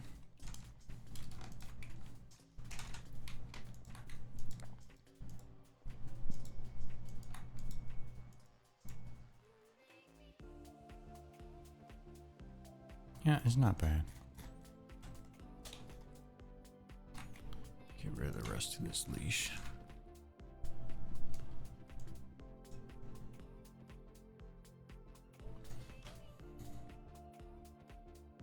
There we go. Easy peasy.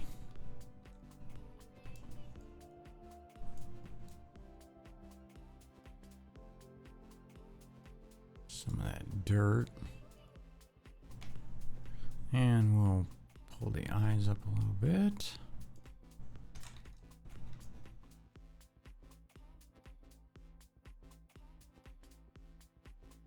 And not too much. You got to kind of watch the brown eyes because they'll kind of go crazy on the color.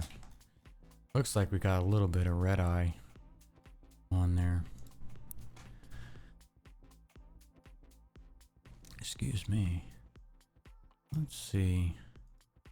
I'm gonna cheat here a little bit.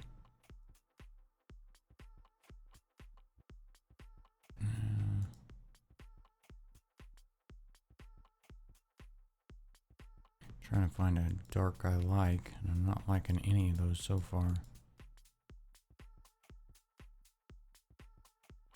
Do it this way.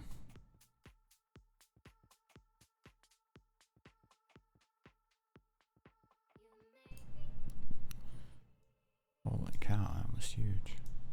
That's what she said.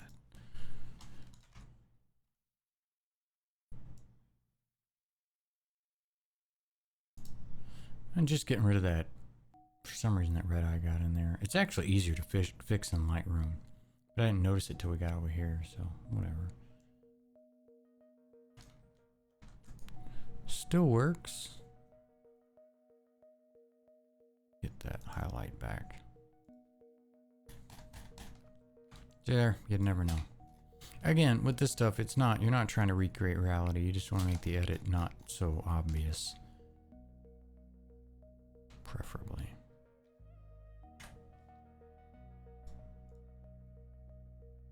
What that is, that slobber or what? Very sharp picture though. Really good one. Looks like maybe some slobber on their ear or water or mud or something.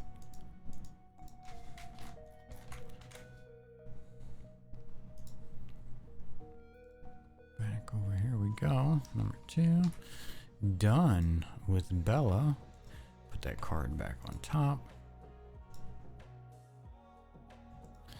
Doogie.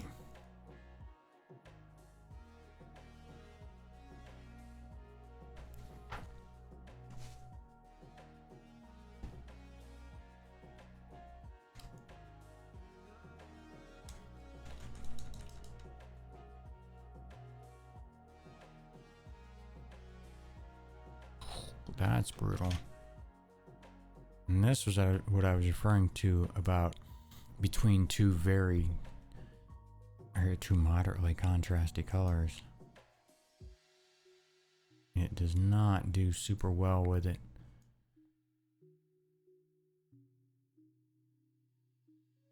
So I'll have to help it along a little. That's all pretty good.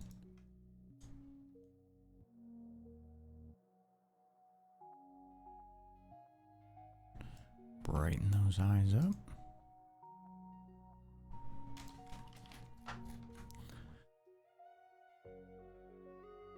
Man, I got a tickle in my throat.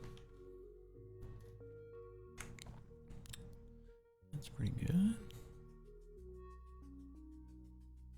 Next. Moving right along today. Wow. Find the right menu for it.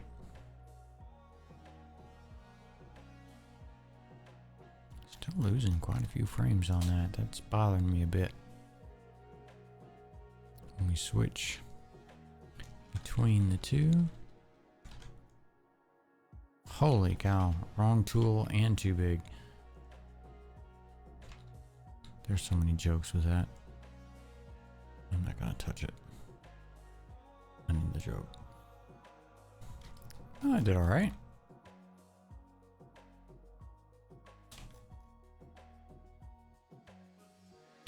Tell you what, actually I think I'm gonna leave that. Separation is from the leash, but since you don't see the rest of the leash, your brain probably won't tell you it's a leash. So I'm gonna leave it. Sharpen those eyes up a little bit.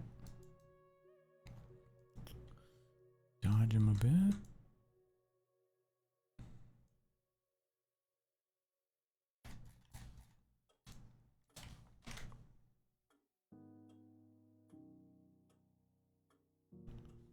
Next.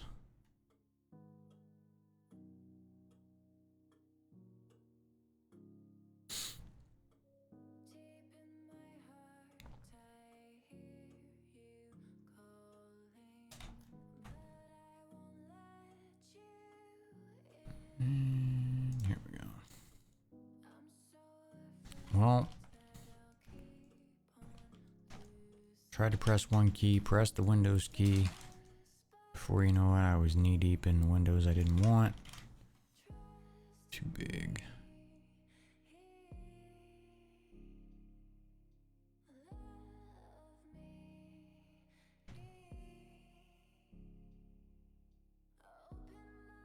Man, it's killing it today. Just killing it.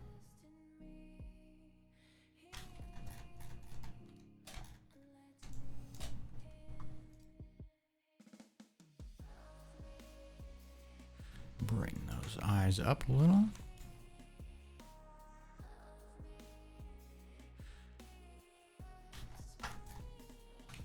Beautiful. Such a cute puppy too. Adorable puppy. Put that card back on the top. On the next Sunday. Drop a couple frames here as I switch.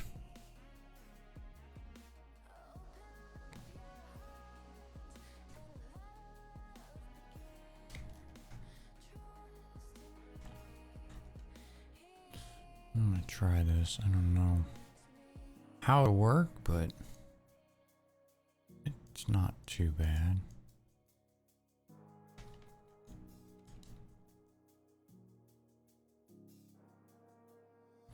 Kind of have a love-hate relationship with this tool, and that right there is why. Because it makes hard stuff super easy sometimes, and sometimes it makes super easy stuff super hard. So, like, I don't know why in the hell it would be pulling from a lip to do that. That's a bit puzzling. And that's too bright. Way too bright.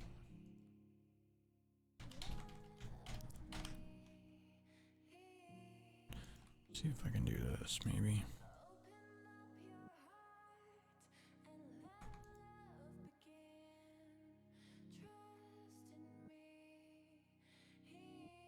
Don't like where this is going, but if we can fake it, I'll take it. Not liking any of that.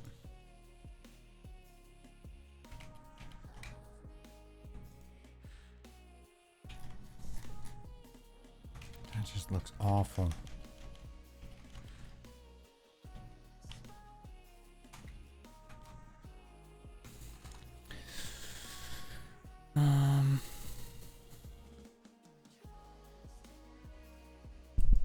Oh, sorry, I'm bumping my mic here. I do that a lot. It's in the way. I need a different microphone stand. There's a one I want to get. It's the Rode one that actually everybody recommended for the microphone, and I didn't listen to them because they're talking about a $30 boom stand compared to a $100 boom stand, and I was like, what? They look the same. No, they're not. This thing is a turd.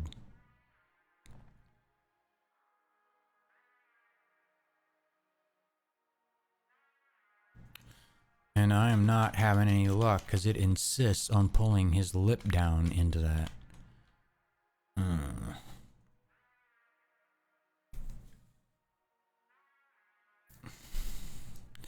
This may take a lot of horsepower. But we're going to try something else here.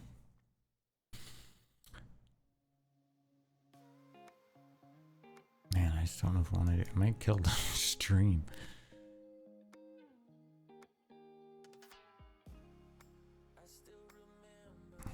It did alright. Sort of.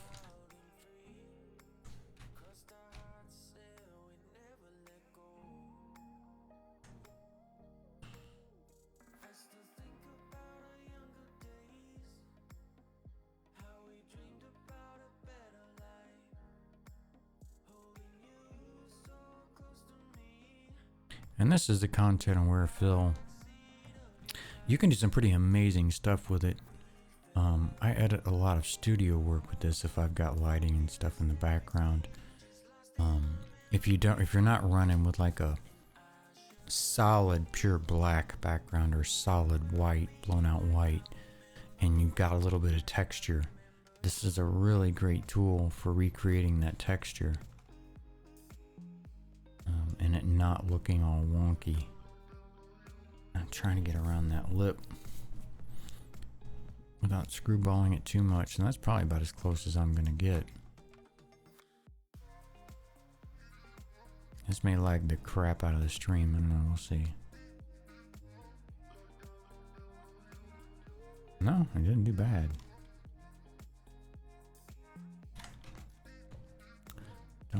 Still don't totally like what it did down here, but it wasn't giving us a lot of options. So we'll work with it.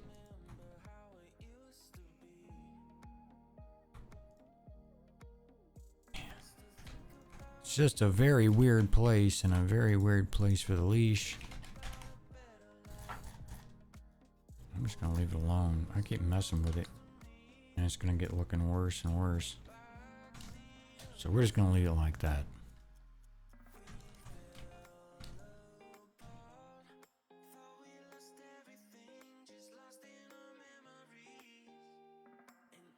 Did pretty good with that. His eyes will open a little more.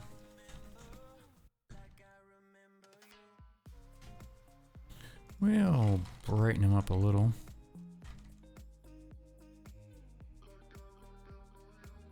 I just don't want to make him too yellow.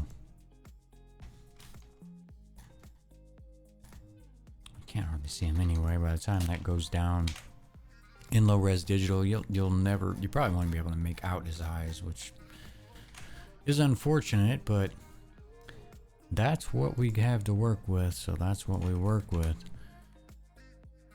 Face shot.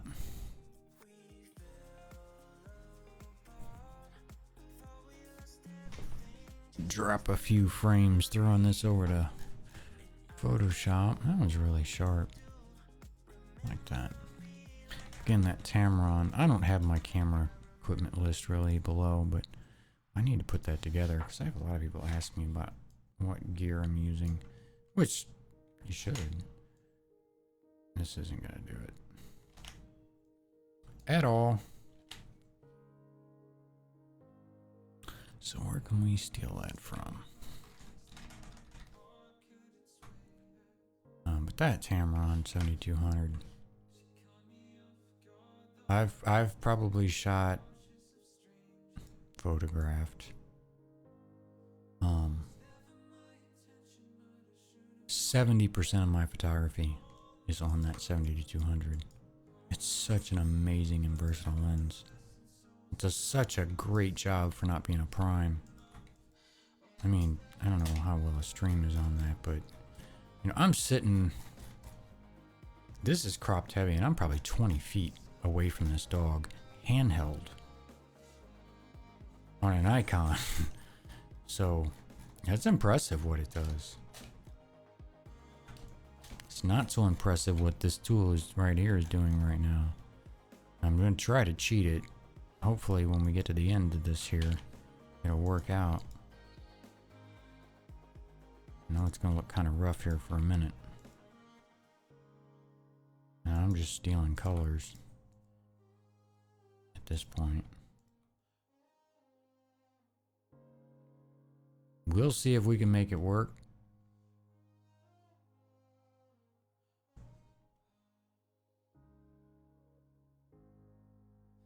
Sometimes, like I said, you just...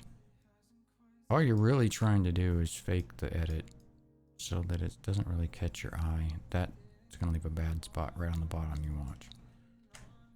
I knew it would. Just try to fix the edit up. For what we're doing here, these aren't high quality print stuff. So that they don't really catch your attention.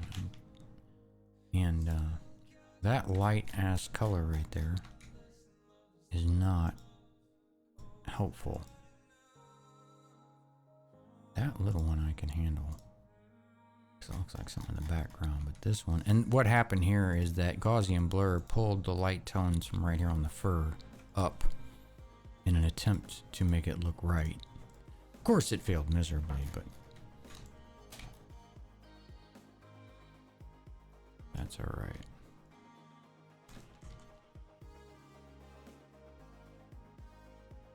Why Jackson is sitting outside my door grumbling. He must want something. Oh man, this is gonna be tough too. Because there's so little room right here.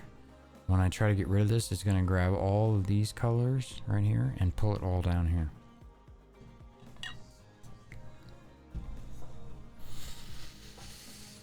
Well, maybe we'll try content aware again and see what it does. No, that's not what I wanted. Really need a stylist for this. I don't normally do this kind of fill work. On these pictures, it's not generally needed, but these couple have been kind of crazy. And I'm making a big loop hoping that it'll grab it. Let me go back. Not, I'll add it. Yeah, it did kind of.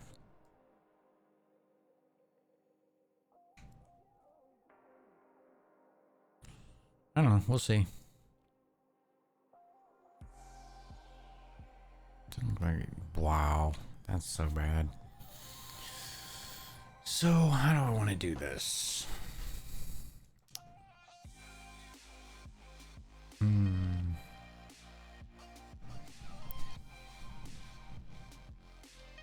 Just gonna play with these settings here. Hopefully it's not choking things too bad. Frame here and there. It's not doing very well.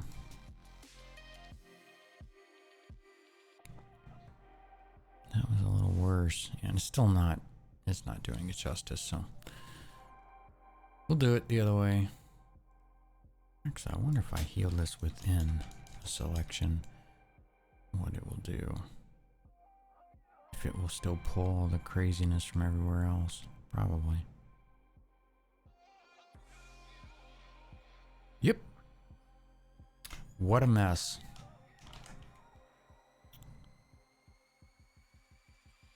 I guess we'll try this.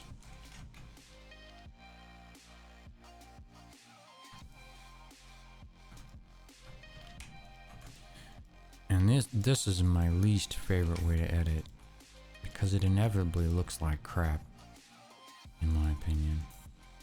Sometimes you gotta wonder why the hell I just didn't leave the leash alone. Because it's just not the thing I do, unfortunately. I don't mind the challenge either. It keeps me fresh with the software. I'll fix all that in a minute.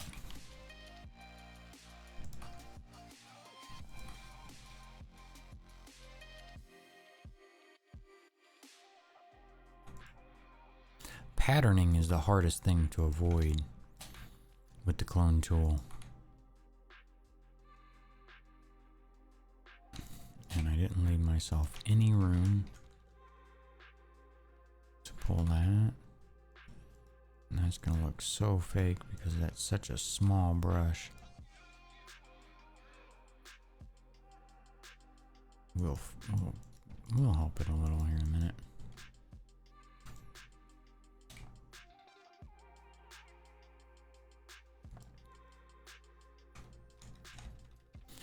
have to get rid of some of these whiskers because I'm not about to try to go around them.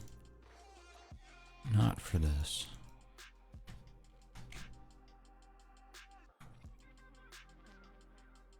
So I'm trying to stay...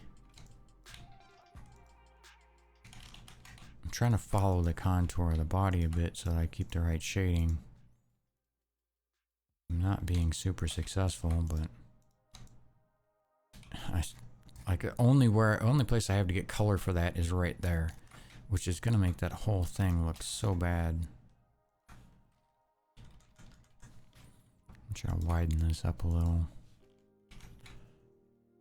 Maybe. Man, why is that so bright?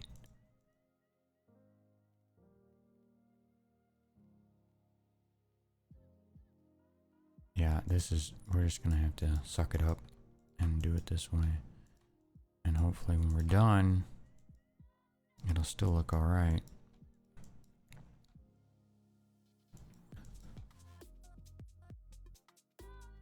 And when something like this happens, I would have generally done something else. I either would have left the leash or gotten a different picture or found a similarly shot picture and just copied a chunk of it over to help band-aid it up. But given that we're streaming it, why not? You guys can see how I might do it. Not that it's the best way by any means. Okay, now that we have a very terrible white spot,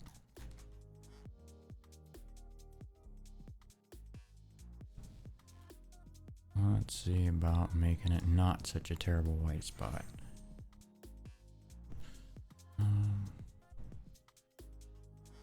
Could do a frequency separation on it. I should have maybe. Just gotten rid of the color. You would have seen the stripes though from the leash. It just looks bad anyway you look at it. I don't know. I mean, no bigger than it is. Like, that's the biggest you're going to see it anyway. I don't think you're really going to notice it. Man, it's rough though.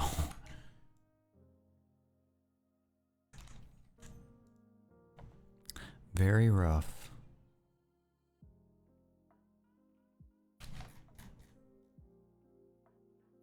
I'm going to brighten up those eyes a little.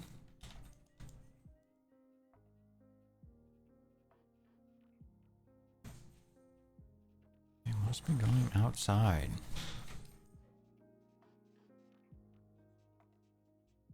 Big old goober on his cheek.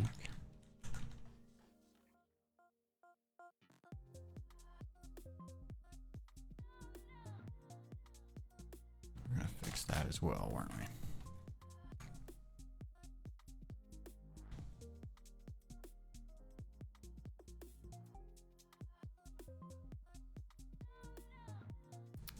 And I keep grabbing that. Unfortunately, this is how I have to record Photoshop and Lightroom.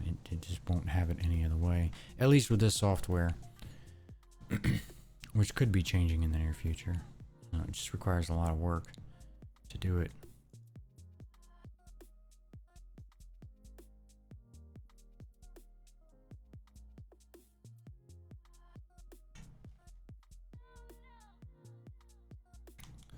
I'm good with that. Not the Mona Lisa, but it'll do the job. One more of him. Her. She was really chill too. Really chill.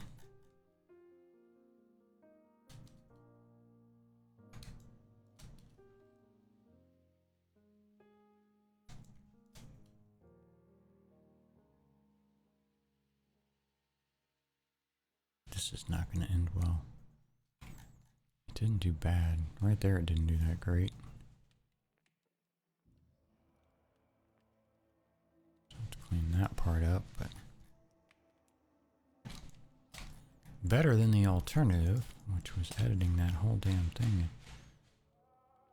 Holy cow.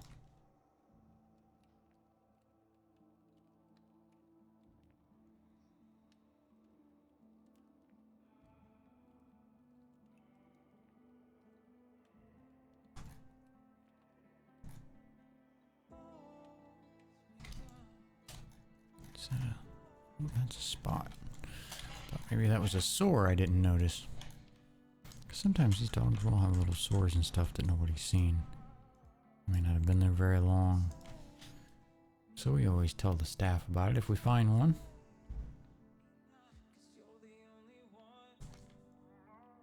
Sharpen those eyes up a little, and I don't want to grab that.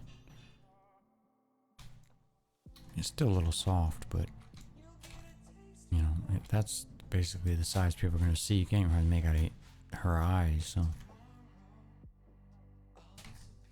not going to get too crazy. That bit of leash hanging out right there, those little nuts. And that's not what I wanted to happen. Why is it pulling green? Holy cow. That's part of that leash, and it's acting really silly right now. Like I said, with that tool, sometimes it's a total win, and sometimes it's a total what the hell.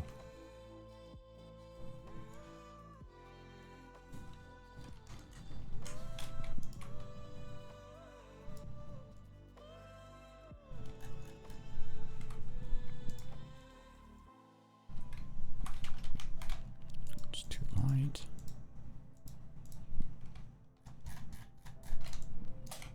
That'll manage. I'll sit here and screw with it until I've got it completely trashed, so I'll leave it alone there.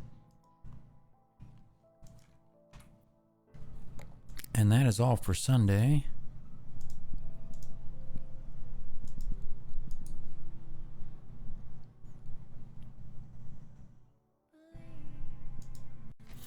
And I don't know why Sundays are laundry days around here, but it seems to be a reoccurring theme. That's why we have lots of wreck in the background. Wow, he's got a lot of eye boogers. Holy cow, I didn't notice that before. That's pretty bad. If I would have noticed that, I would have cleaned his eyes out. Yeah, there goes the buzzer. Would have cleaned his eyes out before we even took the pictures.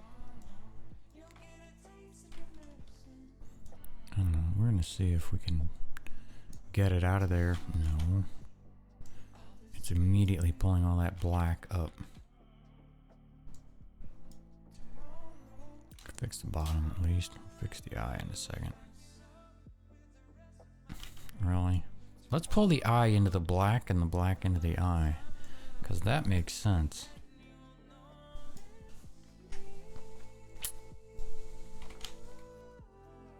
I don't know if we can do a damn thing with that.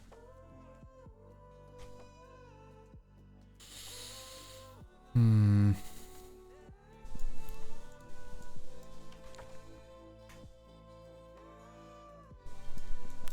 just going to try something here. It's probably not going to be what I want, but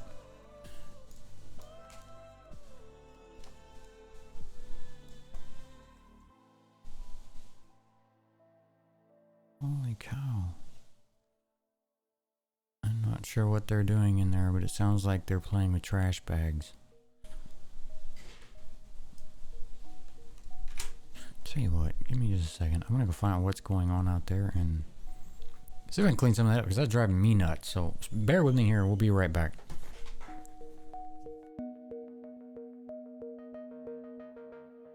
Caught in a wasteland, and I don't know what to do. Floating through vacant spaces, couldn't stop if I wanted to. As gravity takes my body out of your stratosphere, I'm combing the skies to light up the dark, 'cause I feel so alone out here in this galaxy. Inside of me, don't wanna be your enemy, no. Alright, sorry about that. Found out what it was. She's making hamburgers, so that's what we're hearing. Felt a little bad after I went out there and like, what the heck is that noise? And she's cooking. So there's that.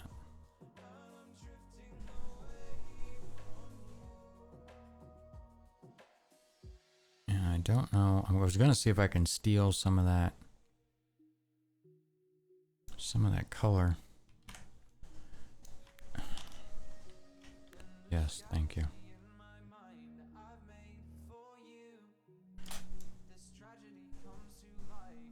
Just don't think I'm gonna be able to and make it look decent. Just because of the angle of the eye. If I could maybe take this one. I don't know. I'm not gonna mess with this too much longer. If it seems like it's gonna be a huge deal, we'll just figure something else out.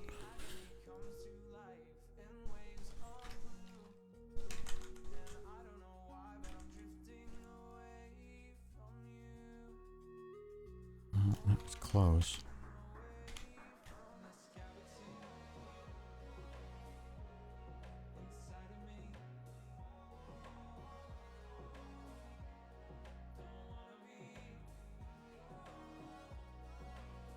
That's really close.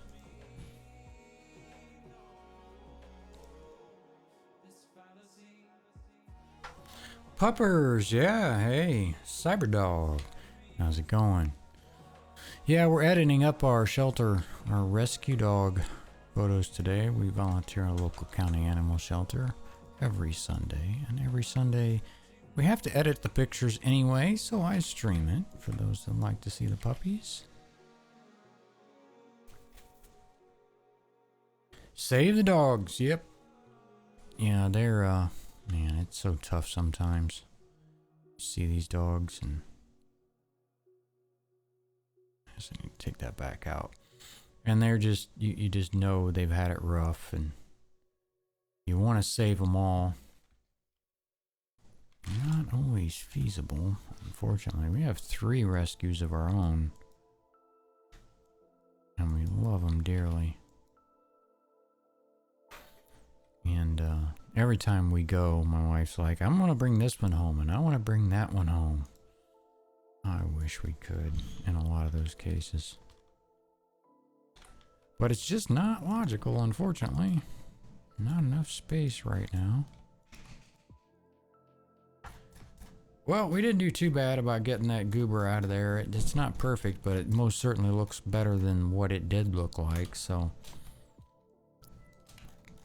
I guess we're going to go ahead and try the same over here. Got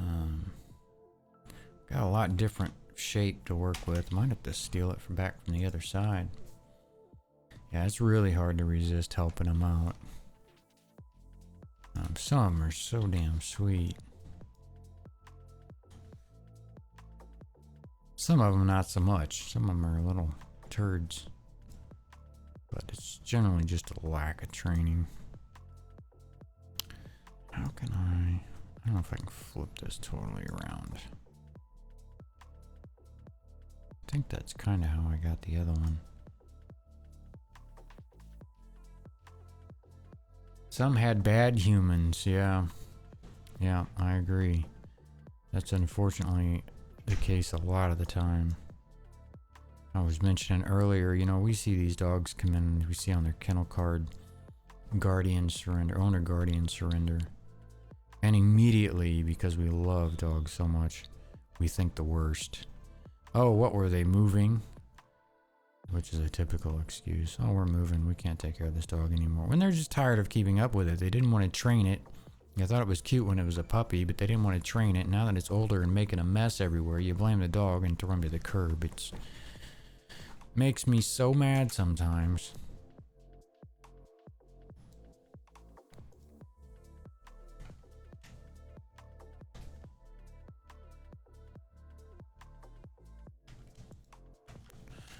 What?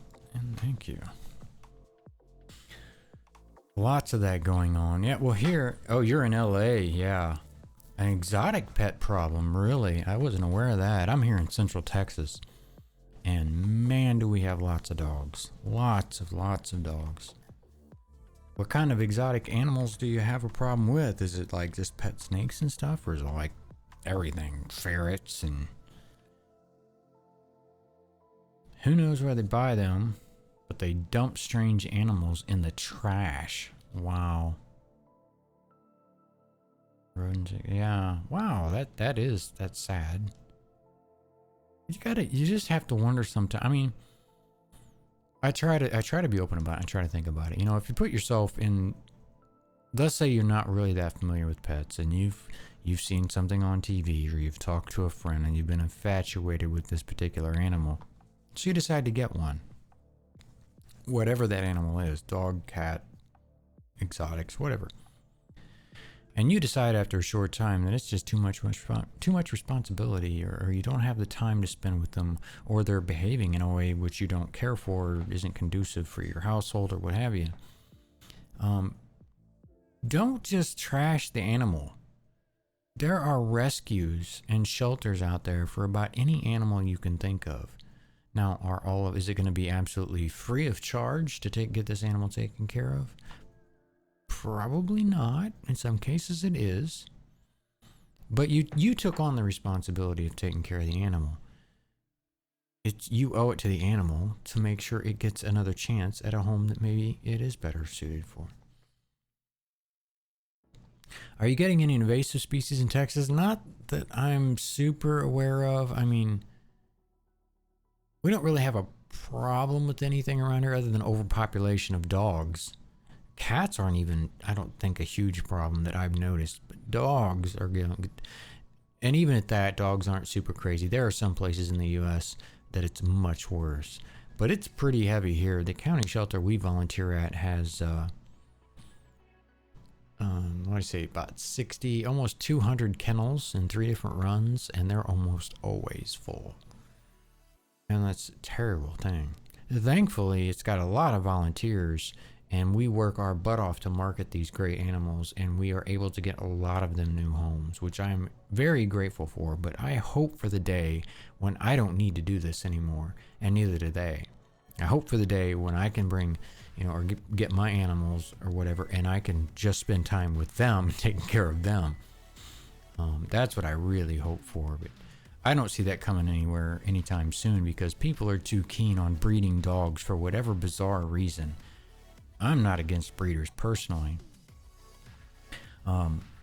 Perhaps at some point there will be legal repercussions for those who dump animals. Well, there is now, I think, in most states. To what degree, I'm not sure. I think it's just fines, but you get, and I'm on a soapbox for a second, so take this as a grain of salt. This is my personal opinion. I have nothing against breeders.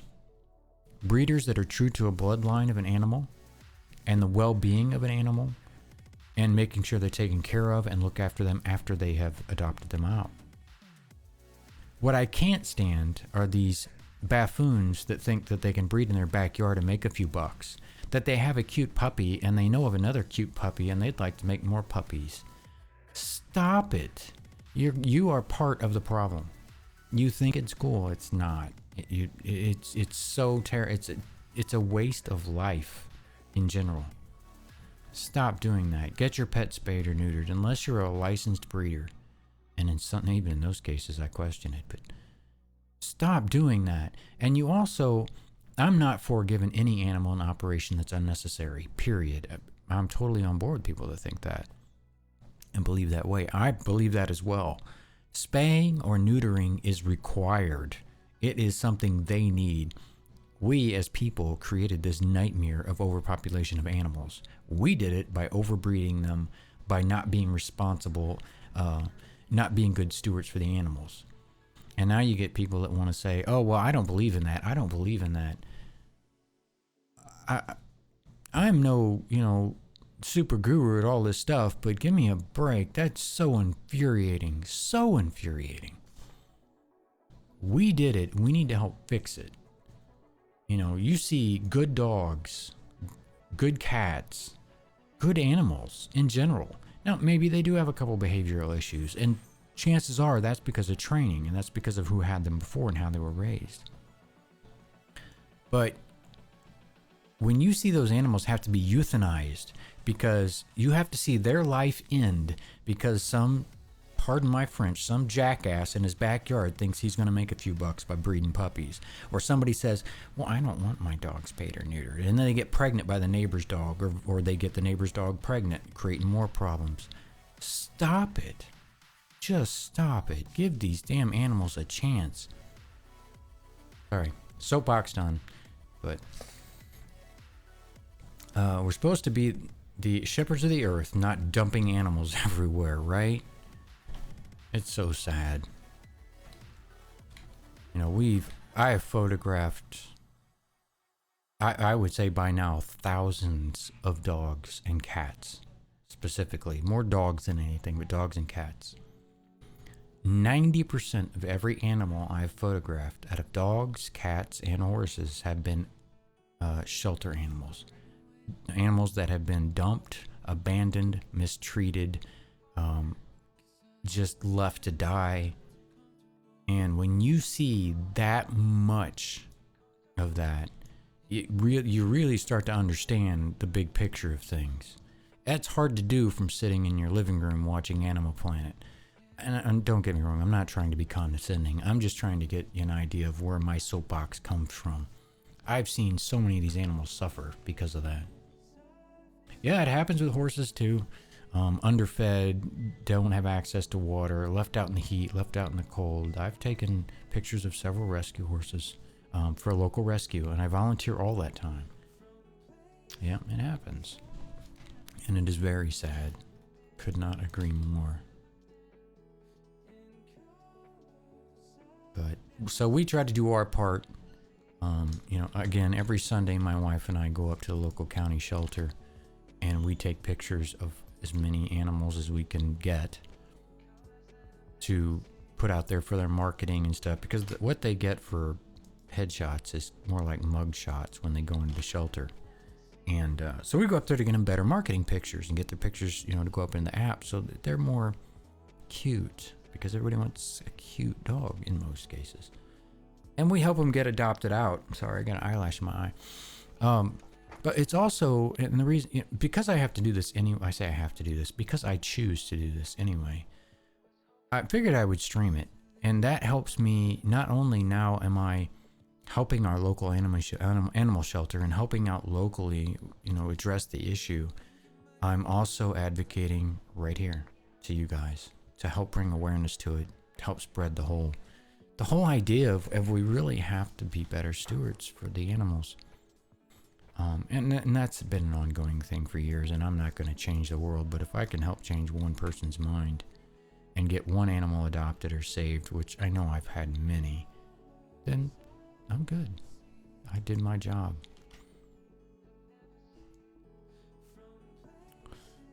And what is going on here?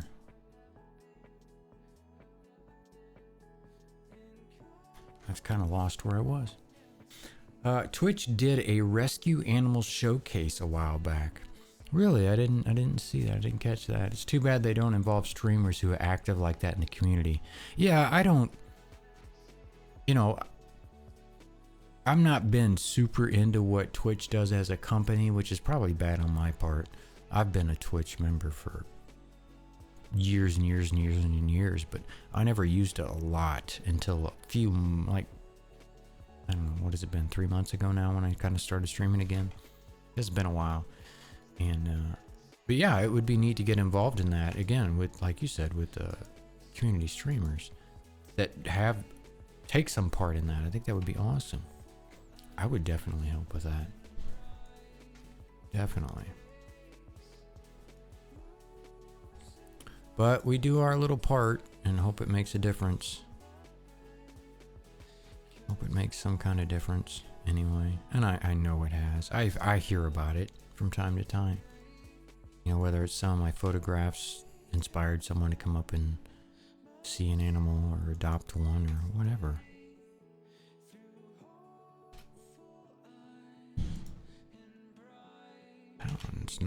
That spot is not playing very nice.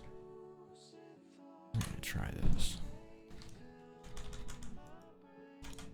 I don't usually spend this kind of time editing these things like this, by the way, I would usually just by now have picked another picture, but I figured, what the hell, we're streaming it, we're doing it. It's good to keep your skills a little freshened up anyway. I don't know, are we gonna be able to get rid of this or no? Yeah, not bad.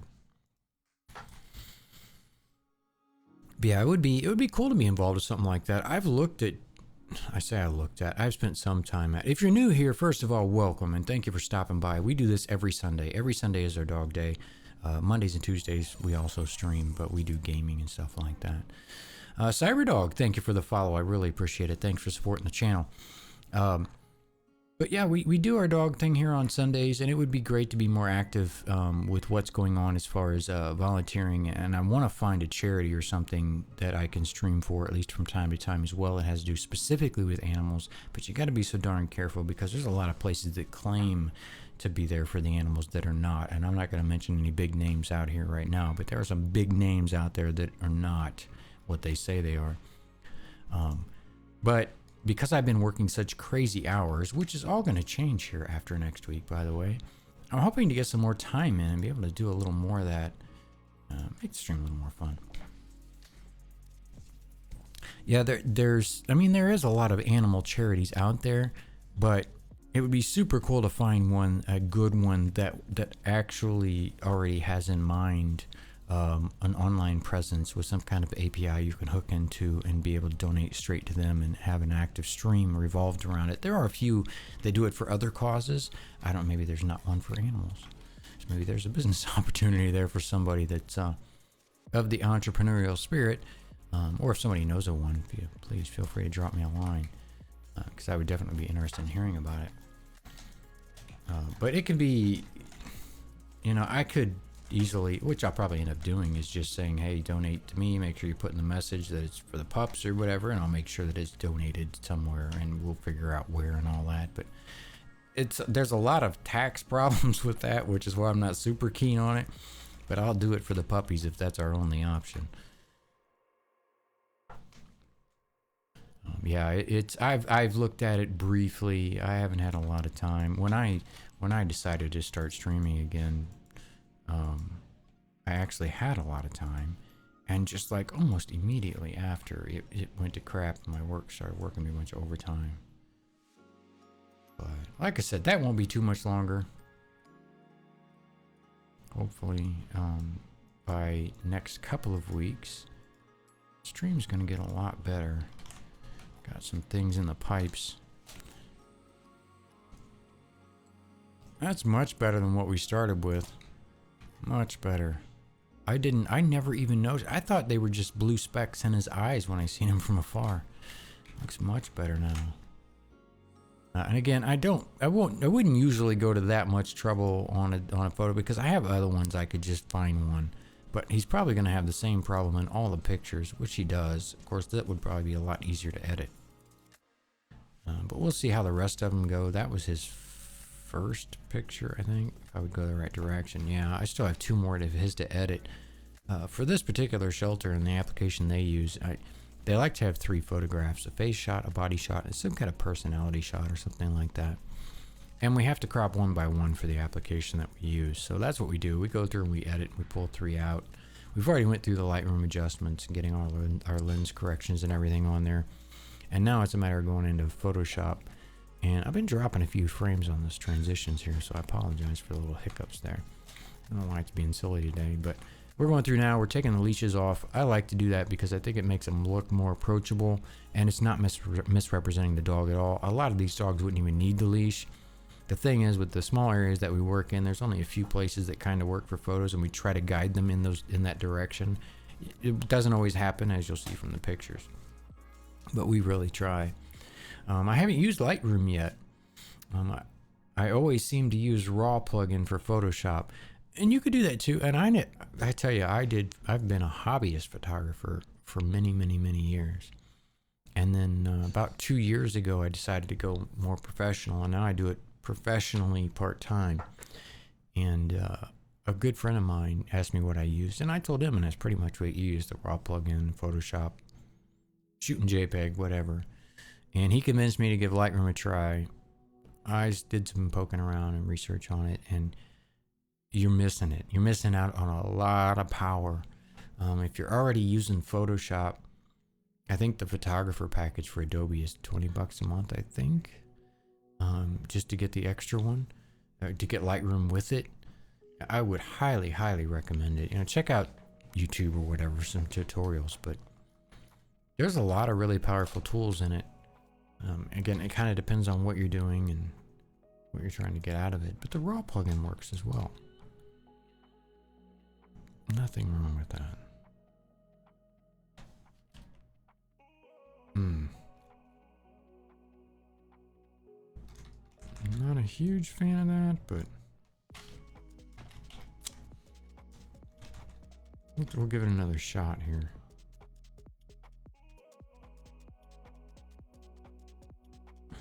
That's actually worse, I think. Let's see if we can cut out again.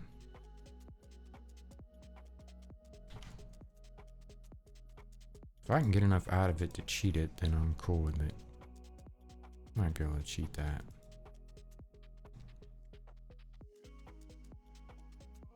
Because it's not, and I mention this over and over again, we have a lot of people coming in and out of the stream. I'm not trying to recreate reality. I just want to make an edit that doesn't grab your attention. That's all. Man, it is a busy day here today, apparently. I live on a dead-end street, and there's been lots of cars going by. I don't know if somebody's got a party going on or what. Okay, dear, thank you. My wife's telling me dinner's ready. But we're not ready.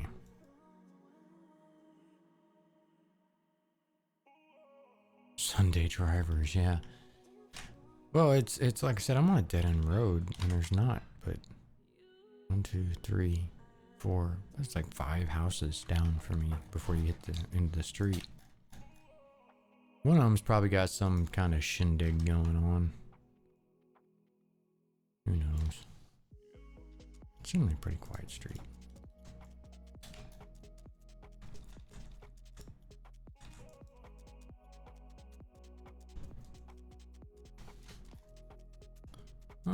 That's good enough for me.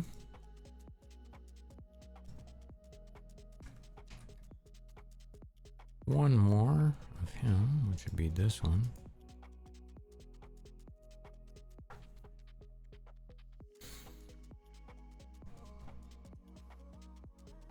Again, a few hiccups there. I'm streaming at 1080 today. I normally stream 720. But I took a gamble that I would get the encoder, and I did. The transcoder, rather. And so if you're having problems for some reason, it's too much data, you can always downgrade the stream with the gear icon on the bottom right.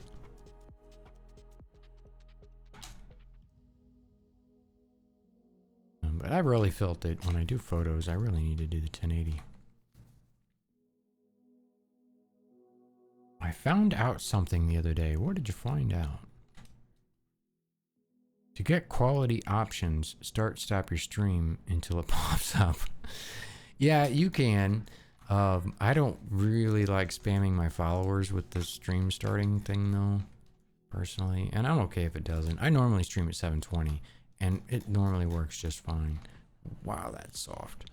But today I took a gamble. I wanted to do the 1080. So that's what I did, and I did get transcoding, so I'm happy with that. We haven't had a lot of our regulars today. I have found that roughly 50-ish% of my viewers come on mobile devices because of the time of day I stream, but that's usually my Monday and Tuesday streams. For Sundays is mostly PC. So it's another reason I wasn't overly concerned with it for today. I'll probably drop back down to 720 for tomorrow.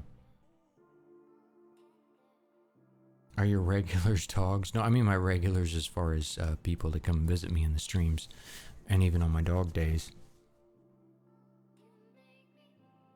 That's what I meant by it anyway.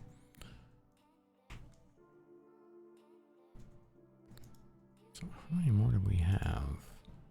Man, we still got 3 more. They could be dogs on mobile devices, right? I've probably called them one from time to time, at least a few of them.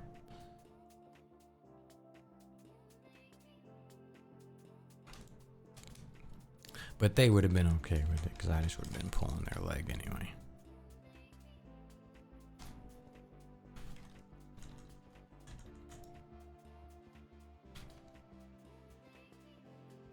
Yeah, we have a lot of good people that hang out around here. It's a pretty chill stream.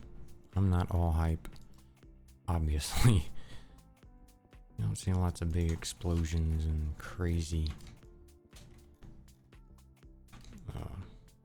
JPEG loops or GIF loops and memes. Not that you never will, but it's not very common here. Pretty chill, laid back, like to conversate, talk with people. That's what streams are all about, interacting, right? I think that's good for that one. Yeah, and I really enjoyed them, the company we've gotten. We primarily play Elite Dangerous on this channel. I don't know if you're familiar with that game or not, or if you're a gamer at all. If you are, and if you like sci-fi, it's a pretty good game. Pretty chill pace game. How do you like Elite? The best way to answer that I can think of is I think it's a great game. I think it's a fantastic game. And if you're fortunate enough to have a Rift or something for VR, it's amazing to see. I do think it needs a lot of love though as well. They're missing a lot of content right now, which presumably we're getting in 2020. So I don't know. I guess we'll see how that goes. But the thing that makes Elite a little difficult to stream is because it's not typically an action-packed kind of game. It's more sandboxy than that. But we've been doing it, and we've been having fun with it, and some people have been joining us, and had a lot of great conversations out of it, and it's a really good community too. It's not, I mean, you'll have a few in every bunch, but this content is still lacking. It's not nearly as bad as it was, not since Horizons came out. When Horizons came out, they added quite a bit of really cool stuff, engineering and whatnot. I only get to play it like once a week for a few hours, so, but it doesn't take long to do most of the content, honestly. How many years has Elite been out? That's a good question. I don't really remember. I bought it just after it came out, and it's probably been 5 years, maybe even a little longer. I'm not sure. That should be alright. Such a cute puppy. But it's getting better. We're supposed to get a big patch in 2020, so we'll see how awesome that is. Or not. And that will dictate a lot of how that game goes in the future, in my opinion. Why is that one 2? That should be 1. I must have bumped it 2.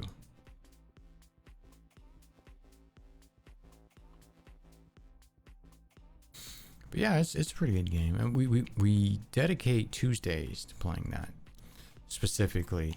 Mondays, sometimes we play that. It's our variety day. I actually think tomorrow I'm going to be playing Path of Exile with another streamer, Big Ricochet. If you don't know him, he may be even lurking in here somewhere. He's kind of good at that. I don't see him in here, but tomorrow, Path of Exile with Mr. Big Rick and probably KT, one of our moderators. And we play with that from time to time as well. We have lots of other games we haven't even unwrapped yet, so we have lots to do on the channel for some time to come. And hopefully I'll get to add another day on my stream time after next week and my schedule lightens up. So I'm definitely open to requests and stuff. I personally like to stay around the sci-fi tech, not so much horror. I mean, it's okay. I'm not a huge fan. Stuff with good story really gets me going too. I really like good story.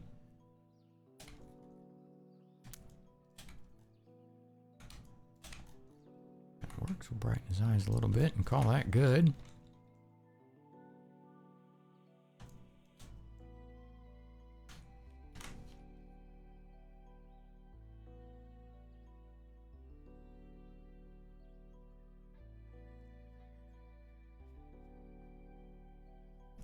That's 3 for him. Peanut. Drop a couple frames here.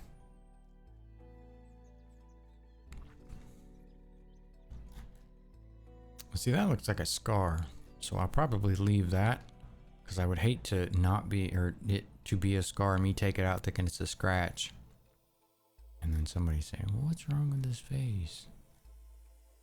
Because people are just weird like that sometimes, and I don't want it to be my fault.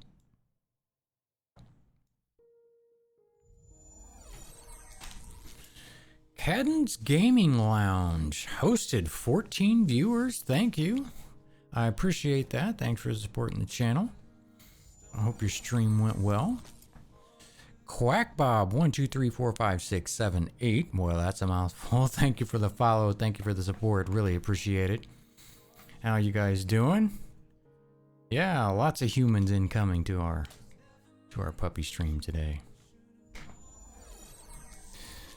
So Cadens, how you doing? How was your stream? What was you up to? Hopefully something exciting.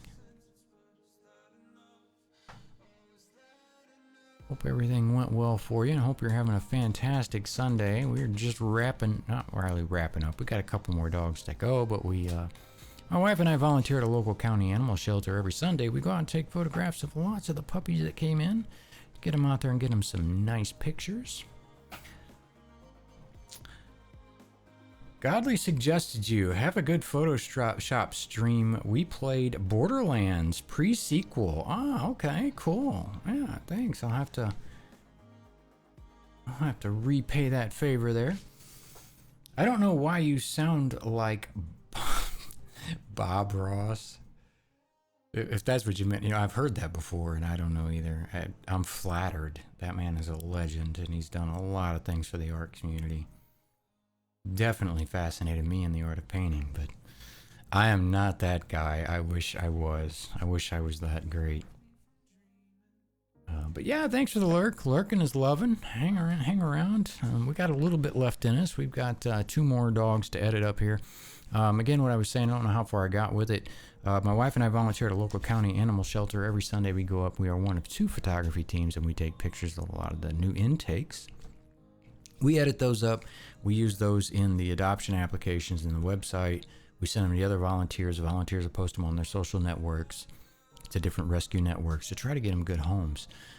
So what we do after we get the pictures, we bring them in, we pull them into Lightroom, we get some lens corrections on them. We do a few calibrations here and there because of the nature of the shooting. And days like today, when the weather changes every 30 seconds from clouds to bright to sun.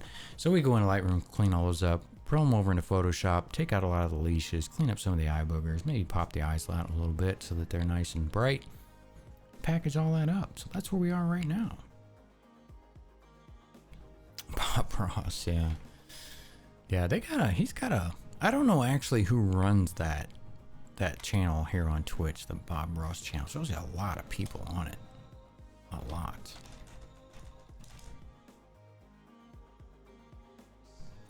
So it's actual TV network that does it, huh? That's amazing. I didn't know they really got into something like that. And a lot of the editing we're doing here in Photoshop, specifically for these dog photos, we're not trying to recreate reality here. These all go out low res and pretty small. We do edits that aren't really that obvious to the naked eye. That's what's important because we do so many. I've photographed, I would hate to think, I have thousands of dogs. And if I had to spend that much time on each of them, I would never get through any of them, and that wouldn't be helping any of them. So we touch them up. Sometimes on the stream we'll go a little further than we normally would, just for the sake of watching it and keeping our skills fresh. But yeah, I'm glad you all came along for the ride. We do this every Sunday. So if you are around or you're interested, make sure you hit that follow button. Come back and see us. We love having the company. We like talking puppies, cats, dogs. It doesn't matter. Whatever. I'm more familiar with the dogs because that's what we primarily do. We also have 3 rescue dogs. And this stream, actually, you might go back and check the VOD. About 30 minutes after we started, we have a 140-pound Great Dane named Jackson we rescued from a shelter. And he was a past follower goal for him to sit on my lap. So that's what we did. We hit that goal last week. So the beginning of this stream, he sat on my lap. My wife watched it. She said it was funny. I don't know. I haven't seen it yet. I don't think anybody clipped it, but it's the beginning of this particular session. So you can always check back in the VOD and see that happen. I'm sure he's a big boy and he loved it and he squashed the crap out of me, but we did it. I love dogs so much. Yeah, and again, dogs, cats, it doesn't matter. We're animal friendly of all kinds of animals here. We just primarily do the dogs. We own dogs. We are dog people, so that's mostly what we talk about, but everybody's welcome here.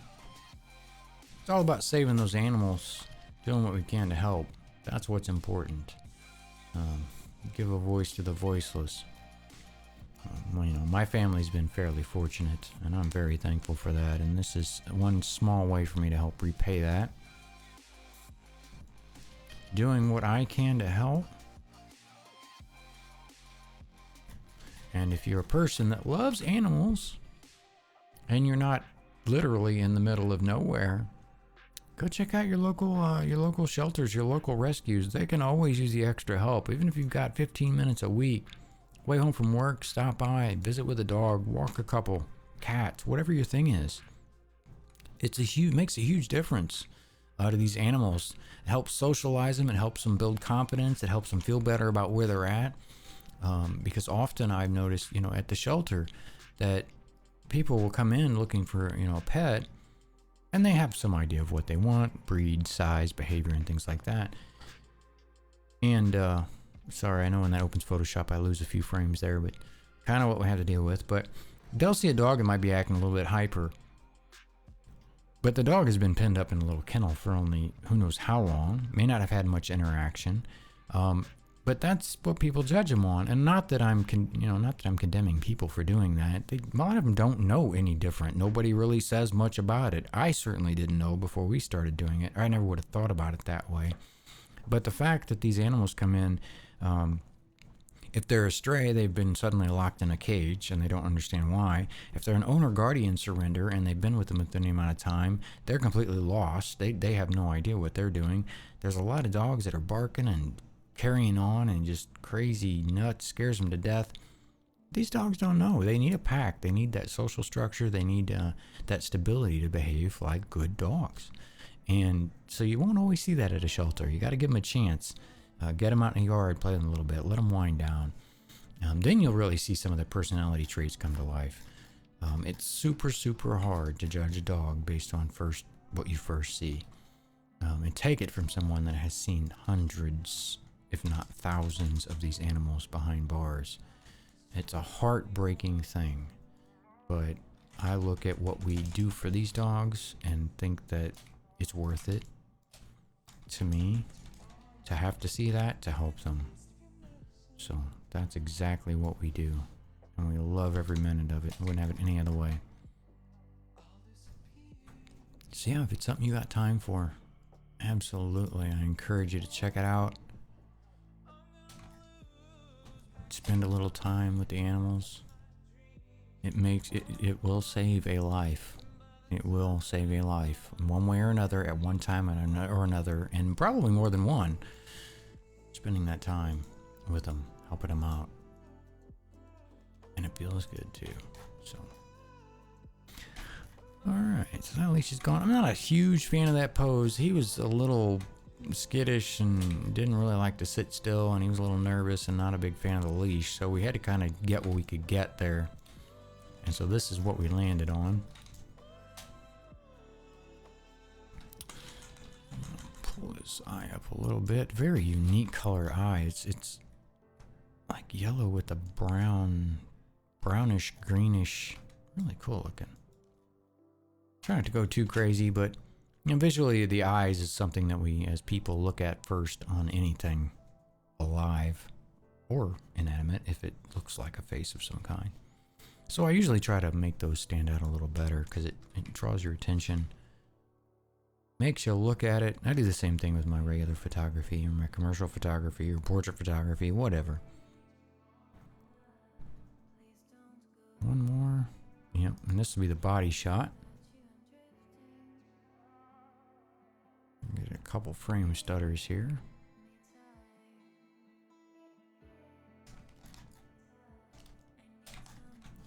Yeah, I need to. I don't know why. It's just today it's really been doing that stutter thing. I'm not sure. I'm not sure why today. I did recently do a Windows update. That may have done it. I didn't look to see what all was in that update. And I'm typically, my editing for these dogs is generally really simple. When I get rid of these leashes, I'm just using a spot healing brush, and I'm hoping that Photoshop can figure it out. It doesn't always, and it does some goofy stuff, but it'll usually get us to a much closer place than where we were most of the time. Sometimes not so much. It wants to pull all kinds of crazy stunts.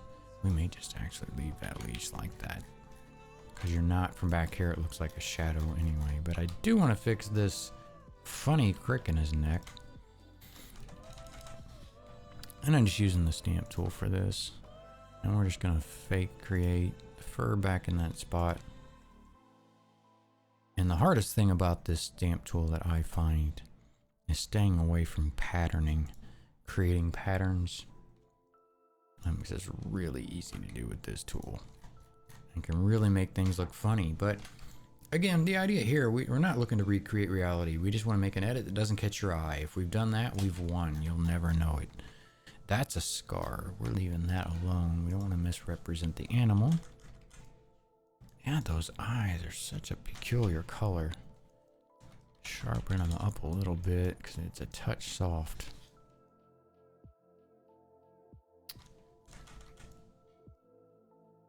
Borderlands. Man, I haven't played that in a bit. I think the last one I played was that Telltales one. Which was, I haven't even finished it. That's pretty interesting too if you're a Borderlands fan. If you like that kind of artwork and storyline, it's pretty cool. I like a good story. I think that looks good. I'll leave that there. I think we're down to one more dog. Or are we down to two? I think we're down to one. So yeah, this is again with Lightroom. If you've not used Lightroom much, there's a lot it does that I have no idea. But it's a good old shoot and loot, funny dialogue. Yeah, I agree. And hey, Godly, glad to see you again. Sorry, I know I didn't catch you a little sooner there. Get a little scatterbrain from time to time. Starting to get hungry too. I smell all that dinner there. I want to get through these and get out there and eat. Glad to see you. But with Lightroom and the type of catalogs, I mean, I keep so many images in photography that it really helps keep things grouped and categorized a lot better. Right now we're in the develop module, but in the library module, you can break all these libraries down and export them however you want and keep all the edits together. And you're never this is non-destructive editing. It's a really powerful tool for doing things like that. So when I started doing this professionally, doing photography professionally, I really am glad that I kind of fell into discovering Lightroom again and getting comfortable with it. There's a ton of tools you can do or use in Lightroom. It will do a lot of things like Photoshop will, as far as the simple things. But if you need the more complicated things, obviously you want to go to Photoshop for it. But I can, in a lot of cases, I can't take out leeches in Lightroom. It's just too technically difficult for Lightroom, but I can do everything else with it. Red Eye, what's going on, buddy? Glad to see you back. Thanks for joining us. You missed the Jackson sitting in the lap thing. You're going to have to go back to the VOD to watch that. But, man, he just smashed the hell out of me. Not intentionally, of course. He's just a big boy. But yeah, Lightroom, it's a really great tool. I highly recommend checking it out. Even a demo version of it if you've never had it. and get some raw files and mess with it, because it's a really powerful tool. I have the entire Creative Suite, so it doesn't really cost me anything extra as far as using it. But I don't generally do a ton in Lightroom. I apply my lens corrections, and I will apply a lot of my color adjustments, like white balance and things of that nature. I will do all that in Lightroom. But if I actually need to tweak colors or fix hair or bad spots or anything like that, I rarely use Lightroom for it. But it does have it's got spot healing and a couple other things in it. Oh man, just got home from dinner with my mother. Oh yeah? What'd you have? Something good, I hope. And it's always good to spend time with Mom. I'm almost 1,000 miles away from my mother, and sometimes I wish I could just go do that. But I hope you had something good. And I hope all of you that have joined us here recently, I hope you're having a fantastic Sunday. I know it's been good here. I'm down here in Central Texas, and the rain and humidity has been brutal. And today when we did the puppy pictures, that was hot. That was very hot. But for the puppies, man, I'll do just about anything to help. And if it means sweating for a few hours, well, then it just means sweating for a few hours. Mexican, that sounds good. Went out for her birthday. Last night was dinner with my dad for his birthday. Well, cool. You're just a dinner fool, it seems, but that's awesome. And making those memories with your family, as we get older, we start to really appreciate what those things mean. And sometimes you find a lot of the younger generation just doesn't get that. They want to be doing their own thing. But hopefully they sort it out and get to spend some of that time. As a photographer, one of the things that drives me nuts, kind of. Everybody has these phones nowadays, and they take great pictures, and I'm not saying you shouldn't. They do awesome work. Matter of fact, if you want to go do dog photos, and you want to help out a local shelter, you take that phone, you go down there and you tell them you want to help them. They'll put you through a short training class if they're a reputable place, so that the animals or you don't get harmed, and take pictures for them. You don't have to edit them or anything. Just take them for them and give them to them to put up to post. Most shelters and rescues also keep track of those volunteer hours, and they get grants based on how many volunteer hours a year they have. Not all of them, but a lot of them do. So you help in more than just one. You're helping more than animals. You're helping the shelter. You're helping other volunteers. You're helping your community. You're helping in so many ways that you may not even know. Highly recommend getting involved, even if it's just for a little bit. We were talking about that earlier. Just sitting with a dog, talking to him, a cat, whatever, helping socialize them, calm them down, make sure they know everything's okay. It can help a great deal. I hate this background on this, but he was so fidgety. There was no way I was getting him anywhere else. Just was not happening.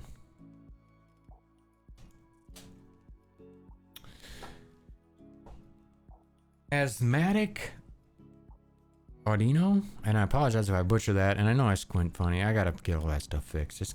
That whole thing's hard for me to read. I'm spot on. Well, fantastic. Well, you need an afro and a canvas and a paintbrush. If I only had half the talent, if I had as much talent in my body as that man had in his pinky, I would be fantastically happy with that. But thank you for the compliment. That means a lot. That guy, he just contributed so much to the art community, and he was a really great guy to watch. And, hopefully here at least you get the same vibe. It's a pretty chill channel. We like to talk here. And Sundays are our dog days. We do our puppy pictures and talk about that. But Mondays and Tuesdays, we're usually gaming. Tuesdays are my Elite Dangerous days. Mondays varies. Tomorrow we're going to be playing Path of Exile, if that's something you're into. We're going to be playing with another fellow community streamer, Mr. Big Rick O'Shea. Neither one of us are that experienced with the game. We go because we like to have fun and play it a bit. So if you're interested in something like that, make sure you hit that follow. It'll be tomorrow at 12 p.m. Central Standard Time. We'll be kicking that off and play that till we don't feel like playing it. Maybe we'll do something else, but I always love talking with you guys. To me, that's what makes it all. That's what it's all about. If you guys want to watch photo editing, YouTube's full of it. You come here because you want to interact and talk with somebody, and that's why I'm here, for the same reason. And that is not doing me any justice. So we're gonna have to use a clone on that. And with the fur, I usually pull the hardness down quite a bit. Size isn't that important, but pull that hardness down. If you need to, you can even pull the opacity down if you're working with something like hair or fur, and it can help you blend it together a little better. And try to go with the contour of the body so that the shading stays somewhat representative of where I'm going with it. Doesn't always work, and the stamp tool, clone stamp, what's the official name so I'm not misquoting it? Clone stamp tool, I got it right. It's bad about patterning. I say it's bad. It's easy to get patterns with them, and patterns, people are extremely adept at picking up patterns. It's a survival mechanism. It is built into us. So when you're editing something like that, be very careful of patterns, because again, we want to do edits. They don't have to represent reality, but what they should do is someone should see it and not even notice it.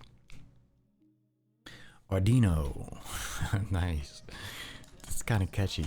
Kind of rolls off the tongue. I like that.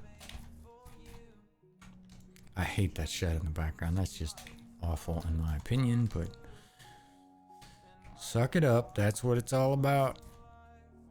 It's much better. I'll show you. And again, not that I'm condemning the shelter staff, because they work their butt off and they do everything they can do for these animals, but as part of their intake procedure, they take a phone photograph of these dogs and cats. And that's what they use for everything. They don't have the staff or the time to be able to do much more, and that's where the volunteers come in, and that's what we go down there and do. So we're very happy to give them what they have. So, for Toe here, which is still an interesting name, that's the picture that you would see if you went right now to his application site and wanted to see what that dog was about. Maybe you wanted to adopt him. So if you've seen that picture, or you've seen this picture, which dog would you be more likely to go check out? That's what it's all about. Gonna do some cleaning for a bit. We'll be back as soon as possible. Don't worry about it, Red Eye. We've got this dog to go through, then we've actually got to kind of cut it loose, and we're gonna go eat some dinner. It's in there getting cold, but that's all right. We're going to the puppies first. But I am gonna pick up something tonight in stream. I don't know what yet, game-wise. Maybe we'll do some Path of Exile. Maybe we'll do some Elite. I don't know. I'm all ears. If you guys got something you'd rather see, let me know. But we'll pick up here in a few hours, and I just got done with my work week, and my work week, I work so many hours, it feels like my life vanishes during that period of time, because I do nothing but work and sleep. So I want to get back out there and play some games and talk with you guys and have some fun. So if I don't see you back in a bit, Red Eye, I'll catch you this evening, later this evening. One more picture here. And we're going to lose a few frames. I'll have to watch that in the VOD. I'm curious how hard that's hitting the system, if it's really stuttery or not. You need some updates. I'm curious. Oh, it's Windows. Cumulative updates. Maybe that has something to do with it. Who knows? Who knows? But yeah, we try to keep things pretty chill around here. You won't typically see me bouncing off the walls or something crazy. We don't get too rowdy. And we like to kick back and chill, listen to some kind of chill music, and give each other a little bit of crap, play some games, talk about some animals, make fun of each other, rib each other from time to time. I don't like that. But yeah, I'm definitely glad to have y'all.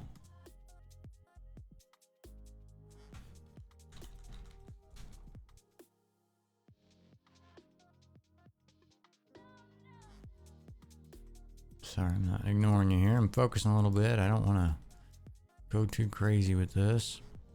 And again, you start to see that patterning, and I'm catching it because I seen it. Actually, if I was to zoom out, I probably wouldn't. But you gotta be super careful with that tool when you're doing work like that, because it's easy to create patterns. I don't like where this is going though. That's not bad. Clean up those eyes a little bit. It's just a touch soft. It's probably spun his head around. I mean, I get soft pictures and running 200th of a second shutter speed. I'm using a D810. It's not an action camera, but I feel if I can't catch it at 200, then I'm just not going to catch it. I could go up into high-speed sync, and then you got to rebalance everything for ambient. It just generally isn't worth it too much to me. Not necessary. Maybe I should say it that way. If I want print quality stuff of these puppies, I bring them down to the studio, and we do studio work, which I do have a lot of, and I tend to show it off from time to time in the stream for people to ask about it, and I love sharing it. I like it.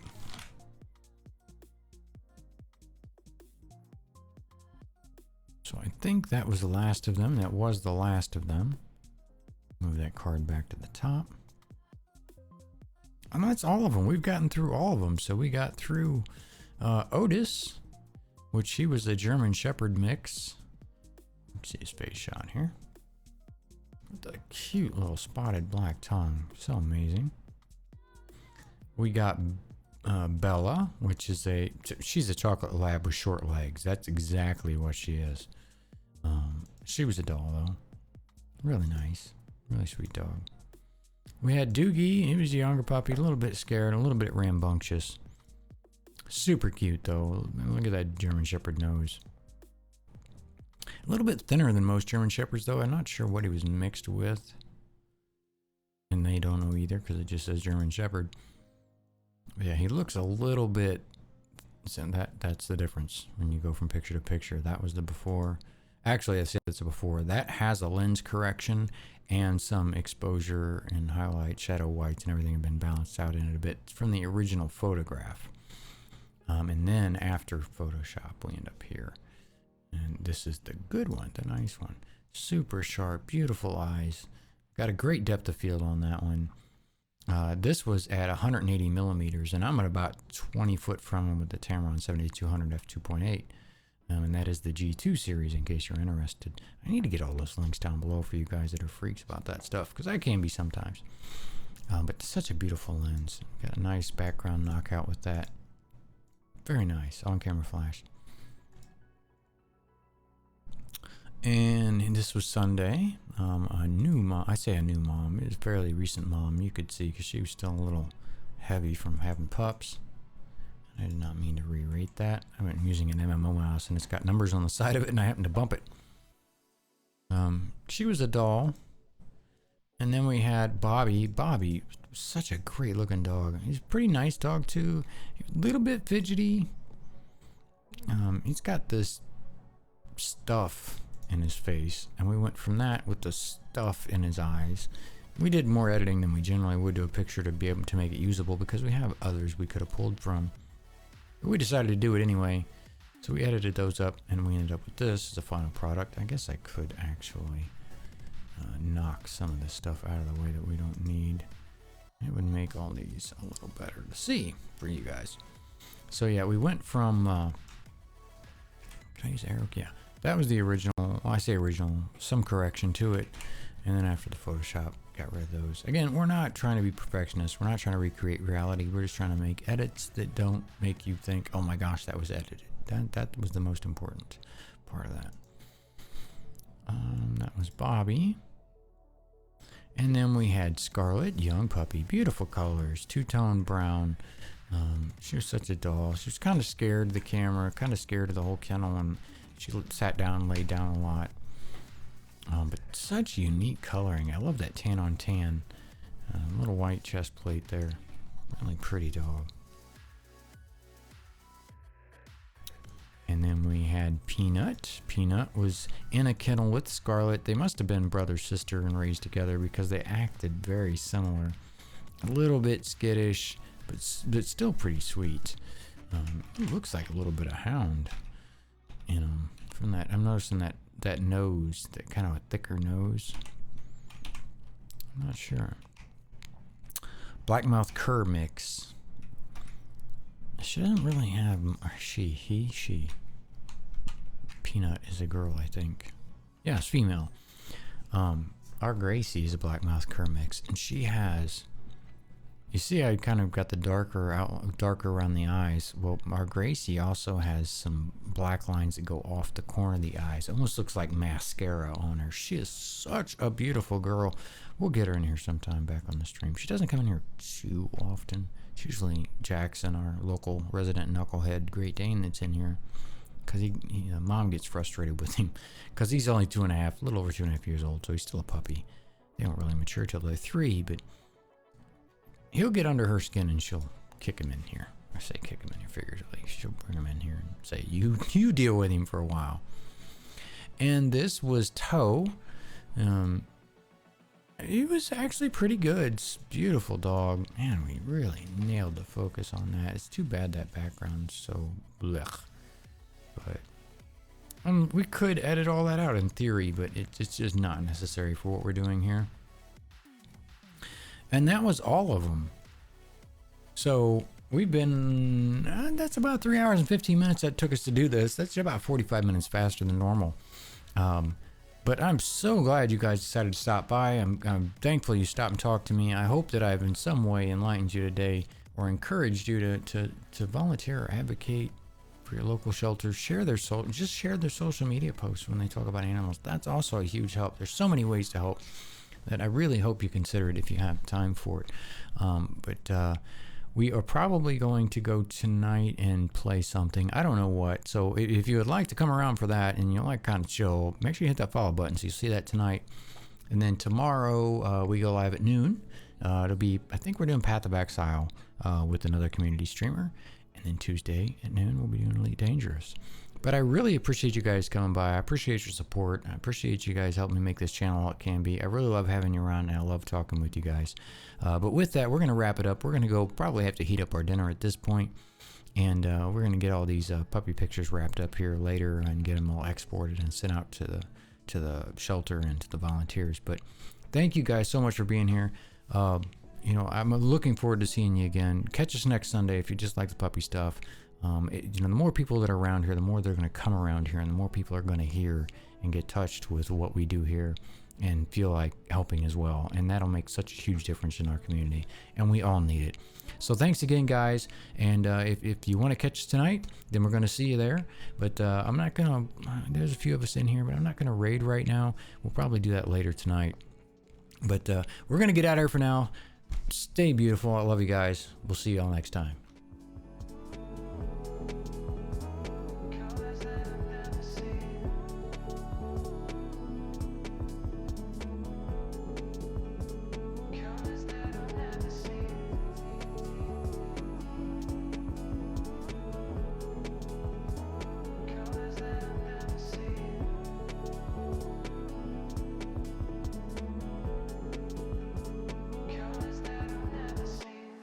Is this what I was hoping for? To live by my uncertainty principles. 'Cause I think it might be the perfect time. Yeah, to let my head and my heart decide. From places I've never been, in colors I've never seen, from places I've never been, in colors I've never seen, colors that I've never seen.